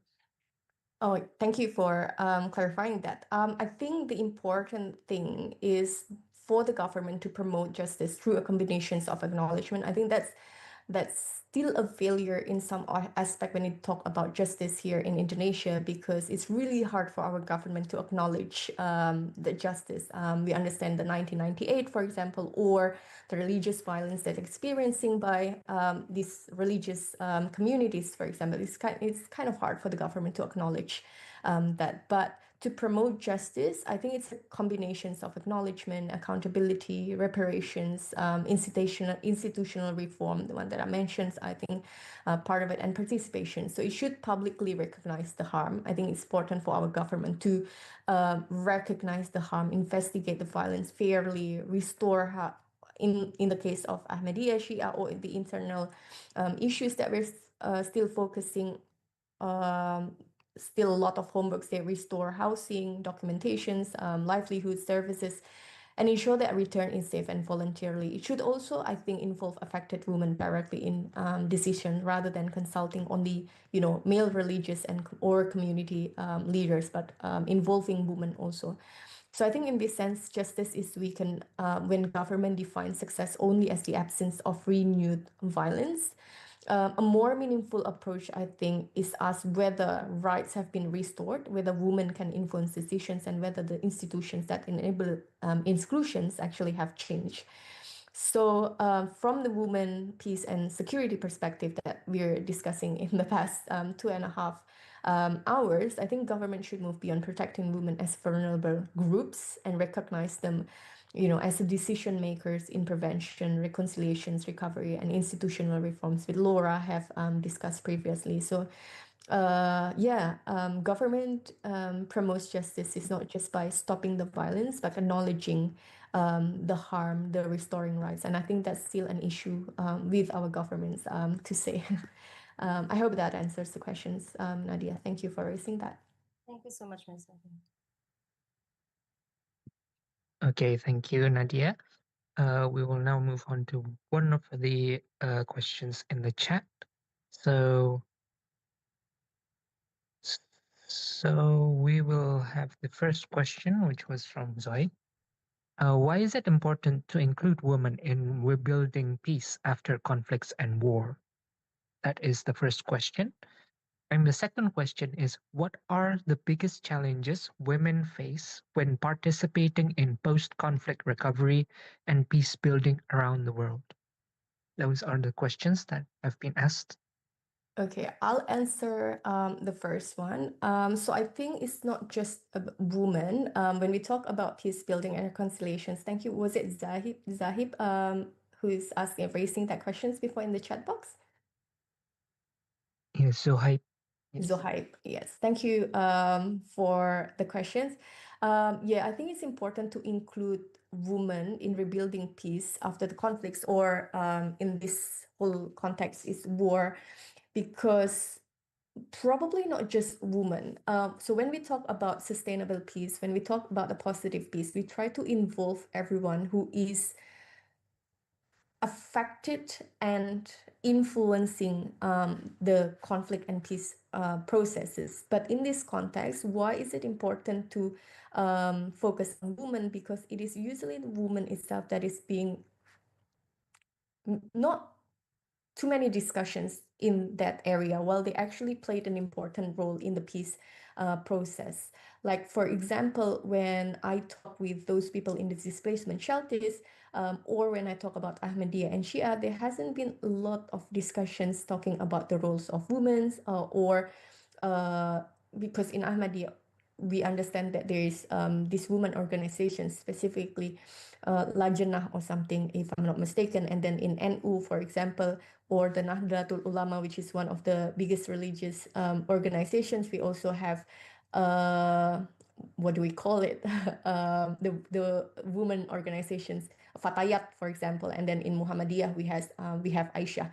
Those women's organizations or women groups actually have an important role in influencing the peace process, and sometimes we neglected their involvement in the peace process, while they actually have huge roles in the society. And that's why then the UN tried to involve them in the discussions, because sometimes we neglect the important roles of women itself. But when we're talking about peace building, when we're talking about sustainable peace, we try to involve and we try to understand and aware of diverse actors. We're looking at a very holistic approach, just to understand that we're not forgetting certain groups or certain peoples in this peace process, to make sure that the sustainable peace is created. And what are the biggest challenges women face participating in post-conflict recovery and peace building around the world is usually that they're not actually being involved in the systems, in the discussions itself. So it's always focusing on the documentations, it's focusing on the laws, it's focusing on the big things that is usually forgetting the daily or everyday practices that actually influencing the peace processes. So with, like in the case of Shia, for example, we try to understand that, okay, the easiest way to create peace is to make them convert to Sunni Muslims, and that will resolve the conflict. But the fact is that even though they convert to Sunni Muslims, they're still living in a displacement shelter. So I think the biggest challenge is to see that broader aspect in conflict. So it's really hard to create that sustainable peace, because we're only focusing on certain people that we can directly see is involved in conflict, but forgetting other people who actually have involvement or actually have indirect influence in the conflict and stuff. And that when we don't involve them in the peace process, it might affect the peace, the positive peace that we're aiming for. Thank you, Zohai, for the questions. Okay, thank you. So we will move on to another question from this time from the people who have raised their hands. So maybe Garin Arifian Muhammad can ask his question. Okay, thank you firstly to Miss Nadia for the lecture. So I'm a master's student in Middle Eastern Studies at Stockholm University in Sweden. So I'm truly interested with what you've explained it before, that you've mentioned that even a country doesn't have a war, but it still cannot be categorized as a peaceful country as long as there is a conflict, like internal conflict between the society. But if we want to take a look today, like we remain for a plenty of community issues such as LGBT rights and also women issues and also sectarianism, precisely in the Middle Eastern countries. So my question is, what are the criteria which make a country be called a peaceful country? And furthermore, how should the intergovernmental organization address this kind of issues? So that is my question. Thank you. Thank you, Mas Garin, for the questions, and thank you so much for being here and being one of the participants. Yeah, I think it's really hard to define a very peaceful. I think it's impossible to say that a country is peaceful, because even in a country that we feel is peaceful, there's still probably threats or probably as you mentioned, there's LGBT. There are threats that's probably not related to war, but it's actually threatening some people. So we might say that yes, it's peaceful, but it's not secure for a lot of people. And the aim of United Nations is not creating, I think the aim of United Nations is not to make us living in a heaven where, there's no threats, no wars, no conflict. But I think with the existence of United Nations, which is maybe can connect to your second questions, at least it can minimize the threats, or at least people are aware of the threats that they are facing. So we're not trying to build that heaven where, we live peacefully with no threats, with no, living with all those insecurities. But at least the existence of United Nations is to make us, aware of the threats that we are actually facing, so we can minimize the risk. If that happened, if war happens, if conflicts happen, we know what to do if that happens. So it kind of minimizes the risk that insecurities will be there, threats will be there, but it keeps on changing. The threats that we are facing now is different with threats that we are facing after the World War, for example. So when after the World War, we say that there's the terminology of long peace, which I mentioned earlier. Are we really in the situations of that long peace we're talking about 30 years ago, 40 years ago? It's different, right? So that is why in international relations, we understand non-traditional threats, where we're not just looking at the threats from war, we're not just looking at the threats of conflict, but we do understand, we recognize the threats of, people cannot, not everyone can go to school, for example, not everyone can fulfill their basic needs. Those kind of threats, what the United Nations try to make us aware of, but not eliminating or not then, making us living in a very peaceful and in a world without threats. I hope that answers the question. Thank you for that. Thank you. Thank you, Ms. Nadia, for the answer. So we will have, maybe we should have a question now from the chat. There's quite a lot of questions here. So I'm emphasizing the questions from people who haven't asked questions. So Dana Sultan Gazinova asked, do we have any examples where women's grassroots organizations were more successful than formal state institutions in promoting reconciliation? From who was that again? Dana Sultan Gazinova. Okay, I got that. Thank you, Diana. I think it's someone from abroad and not from Indonesia. If you can probably share where you're from, that would be great. Thank you for the questions. Do we have any examples where women's grassroots organizations were more successful than formal state institutions in promoting reconciliations? I think there are a few, especially in the conflict area, Liberia, Colombia, for example. I think those are the countries that are prone to conflict, and Oya from Central Asia. Thank you for joining us, and thank you for the questions. I think we can see that in conflict areas or conflict, those countries experiencing violence, like I've mentioned, Liberia, there has been a lot of research on that, and then Colombia also. But compared to the formal state levels, when I engage a lot with those people who are experiencing conflict in the grassroots, it's usually are the people in the grassroots that knows better about the conflict, and they're the one that understand the solutions. So it's rare to say that it's the government, it's the formal government that can take care of the conflict in the grassroots, because they're not there actually. They're not living with the societies, right? So usually then the national government, the government in the national level, or even in the province, if we call it here, or in other countries, maybe we call it a state.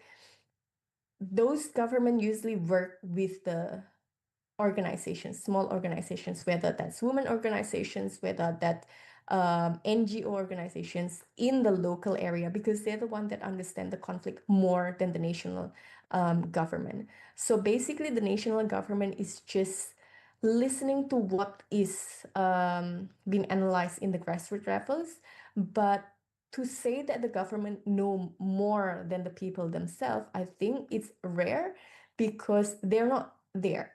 So that's why when we talk about the Ahmadiyya and Shia, for example, the solutions from the national government is just convert to Sunni, just convert to Orthodoxy, and it will save the conflict. But it turned out that even when they convert to Sunni Muslims, they're still living in displacement shelters, right? So it does not guarantee that they can live peacefully. Because what? Because it turns out that the issue is not just about theological. The issue is not just about religious. People in the people in the society, people in the grassroots understand that it's not just about religious matters. It's also involving the economic. It's also there's a stigma of these people who's trying to decrease the income of some of the ulama in Sampang, for example. So those are the things that they can map from the society. And it's usually the involvement of whether it's women religious organizations or NGOs that can picture that more rather than the national government themselves. So I hope that answers the questions. But I think if you want more cases, yeah, Liberia, Colombia are some of the cases that we can look at if we want to see the roles of women organizations there. Thank you. Now, maybe we will take a question from the people who have raised their hands. Maybe from Muhammad Rakib.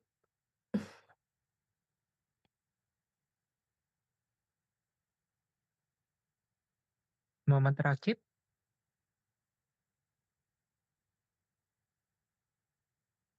Okay, maybe not then. For the next question will be Vina Simanjuntak. Thank you. Thank you, Faid. Yep. Hi, Dr. Nadia. My name is Vina from Jakarta. So I'm a magister student of Paramadina. Thank you for your great presentation. It really insight. Like I'm still looking for this case and still talking about this topic. So what I want to ask you about only one question. I want to know how you see as the academic the implementation of the gender sensitive, especially when we talk about women. For instance, like a special case into terrorism, like napi teror perempuan, and then yeah, a woman that maybe include in this case of terrorism. So let mention like what is RAN or BNPT seems rarely to talk about the program that talking about sensitive gender for this kind of woman. So I want to know what is going on with this napiter perempuan maybe, and then the woman that is still have involved with this terrorism. Thank you. Thank you, Mafina. Are you doing research on this? Is that what you said? Yes. Okay, but your background is international relations, is it? Yes. Okay. Thank you, Melvina, for the questions. I'm not a specialist or an expertise in terrorism. We do have an expert on that. But if I have to look at it from a gender sensitive approach, if I could say, terrorism, I think we should begin by avoiding two common assumptions when we talk about this, so that first, that women are only victims, and the second, that women are naturally peaceful, because in reality, women may occupy different positions, right? And we rarely see that. They can be victims, they can be supporters, they can be recruiters, they can be facilitators, returnees, family members of suspected terrorists, community leaders, peace builders. So I think gender sensitive implementations means understanding how gender shapes recruitment, participations, victimization, persecution, rehabilitations, you name it. So women and men may be drawn into violent groups for different reasons, right? Face different forms of pressure and encounter, I think, different barriers when they return to society. It might be harder for the woman to return to the society compared to men, maybe a lot of stigma. For example, if a woman returning from a terrorist controlled area, they should not automatically be classified only as a victim or only as security threat, right? The government should assess her individual role, whether she acted voluntarily, whether she was actually coerced. She's not doing it from the heart. There's something that forcing her to do it, whether she committed to crimes, whether she experiencing violence, what support is needed for safe reintegrations. So a gender sensitive policy, I think, should therefore combine security with justice and rehabilitations in this sense. So it may include trauma support, because men and women are different, childcare, for example, or legal assistance, livelihood opportunities, community mediation, protections from stigma towards the woman itself. So women's organizations should also be involved in this area in designing the program that's not only asked to implement decisions that have already been done, but at the same time, I think we should be careful not to instrumentalize women, because sometimes a woman is very soft, woman is we cannot treat women like this. So I think we should also be careful to that, because sometimes counterterrorism programs involve women only because they're expected to monitor their families or detect radicalizations, while we're not curious or not being interrogative by asking that maybe they actually part of the um the system is of the terrorist organizations. We never ask that, because our stigma is that woman is the one that taking care of families, and they're the one that can detect radicalizations. So that can place additional responsibilities on women without giving them real political influence, I think. um so the key points maybe is that gender sensitive counterterrorism is not simply about adding women to existing programs. I think it is also about examining how gender shapes insecurity, responsibilities, justice, while also ensuring the women that they are treated as rights bearing individuals and meaningful decision makers. I hope that answers the questions, Mafina. Thank you, doctor. Makes sense. Good luck with the study. Thank you. Okay, so we previously asked Muhammad Rakib. Are you connected now? Yes, sir. Sorry. Okay, you asked a question. What was your question? So thank you, Nadia, for your efforts. It was really great. So the question I have, I'm from Bangladesh, and few months ago, I went to Rohingya camp in my country for volunteering. So I saw the women's not really engaged with the decision making or social activities. So despite there are so many international organizations like UN agencies, local and national organizations, but still the women's are not really engaged with socials, let alone the decision making. So in your opinion, what should be the actions be taken by the organizations? Because the initiative is already here, the organizations are already here, but the result is not satisfactory at all.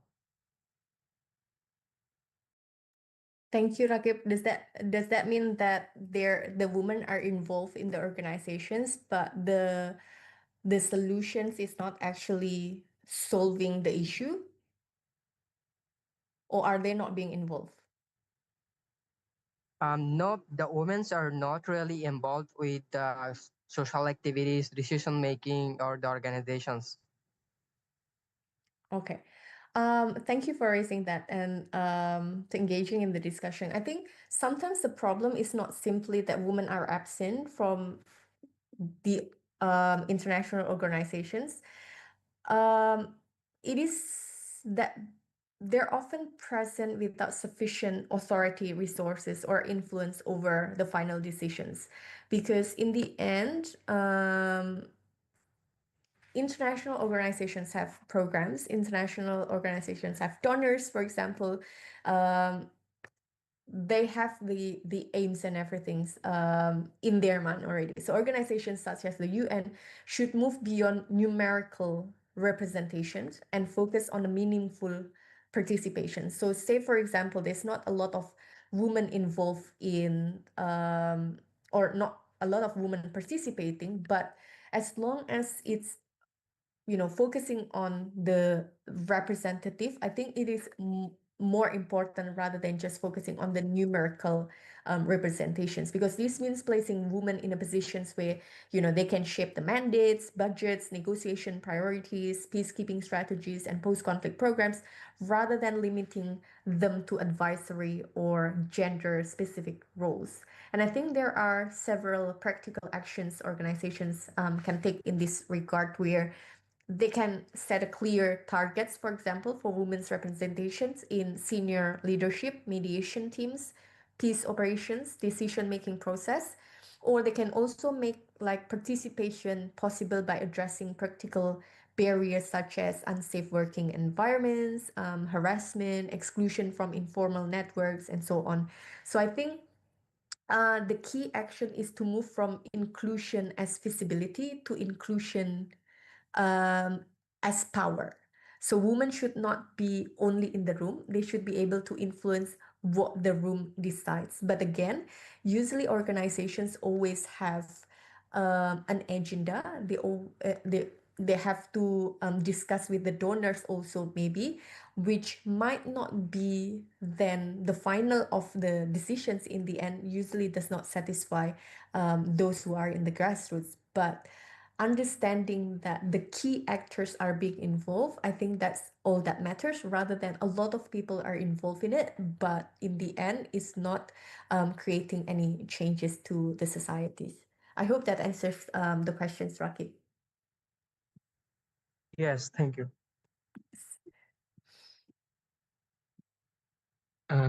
Maybe we should have one more question. Uh, that's for the final question is from the chat. So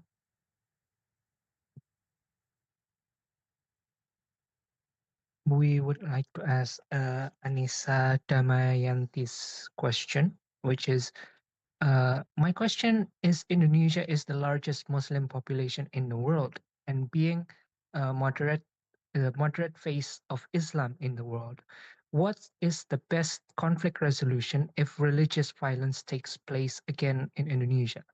How will the government or civil society create peace building and reconciliation? Thank you. Thank you, Mas Faik. Was it Anissa? Yes. Yeah, Anissa, thank you for the questions. I think it's really hard to when we talk about it, and I've read the chat box, and I'm happy to know that everyone is aware that it's not, when we talk about religion, when we talk about diversity, it's never easy to discuss about that, right? Because we always bring it as if religion conflict is just about religion, or when we talk about specific issues, we only tend to understand it from one point of view. And I think that's what makes it hard for um I think it's a sign that we have to end the session. And I think it's really hard to, that's the failure of some of the conflicts that we have here in Indonesia, because we tend to listen only from one perspective and neglecting the voices of others that is actually influencing the conflict or the peace processes itself. So when we're talking about peace, I think it's important to look at it holistically.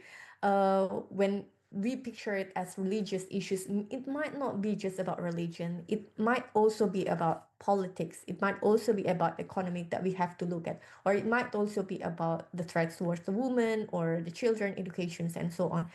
But we tend to focus only on one aspect, as if that resolving that one aspect will end the conflict itself, while it's actually not. So probably this is to conclude also, if I may, Mas Faik. So Yes. I'm too initiative in here to close the discussions. And but I think that's what our discussions today is about, right? It reminded us that women's inclusion cannot be measured only by whether women are presented in an institution's a peace process or a meeting. But the more important question is whether they have authority, resources, opportunity to influence that decisions. And I think it applies in every level, which we tend to not look at within the local communities, within the national governments, religious organizations, international institutions such as the United States, with United Nations, which Laura have talked a lot before. So representation matters, but representation without influence can remain symbolic, and that relates with the previous questions, right? There's so many people coming to the FGD, there's so many people involved, but if their influence is symbolic, then it will not have meaningful thing for the peace processes. Meaningful participations requires organizations to change how decisions are made, who sets the agenda, whose knowledge is treated as legitimate, and who is held accountable when women continue to be excluded. So I would like to leave you with one final point, I think, here, with all the questions that we have and all the discussions. Thank you so much for engaging in the chat box. I think women should not only be invited into existing structures, right? They should also be able to reshape those structures and redefine what peace, justice, and security should look like. Thank you once again for having me, and it's really great to have you here all. And if there's anything, I know there's some hands still raising hands there. If you have any questions, please feel free to email me, and I'm happy to discuss about it further. Thank you, Mas Faik. I return it to you. Thank you. With this, it concludes the presentation and substantive session or power session, and I hand over the control to the MC. Thank you.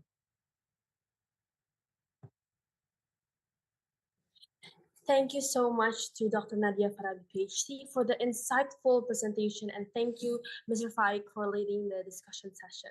That's why we're so proud to have Dr. Nadia and Mr. Faik as our beloved lecturers in International Relations Department here. The material was very enlightening, combined with the wonderful presentation. As always, I believe that all of the participants here, including me, have gained many new knowledge and insights about women in post-conflict resolution. All right, ladies and gentlemen, before we proceed to our next activity, we would like to again invite everyone to join the documentation session for our second panel discussion. So please, for everyone, turn on your camera and give us your best smile. And here I can see that everyone already is very ready with their camera on. So I'll count down from 3, 2, and 1. Strike the pose. Okay, one more. 3, 2, 1. Okay, well, everyone, that wraps up all the activities we had planned for day one of IRUD Summer Course 2026. We sincerely hope today has been an enriching experience for all of you and that you've enjoyed every session throughout the day. Before we officially conclude today's program, we would like to extend our heartfelt gratitude to all of our distinguished speakers and moderators for sharing their valuable knowledge and insight with us. We would also like to thank each and every participant for your enthusiasm, active participation, and engaging discussion throughout the day. On behalf of the entire organizing committee, we would like to sincerely apologize if there have been any shortcomings or inconveniences during today's program. Lastly, we would like to remind you that we are so far from over, as our final session will be held in August the 13th. So please tuned. keep this up. Please keep this spirit up. So we gathered there are so many discussions happening in the chat box, and we would like to see this happens in our few next days. So please keep this up. Okay. Have a wonderful evening. Take care and see you tomorrow. Thank you and goodbye.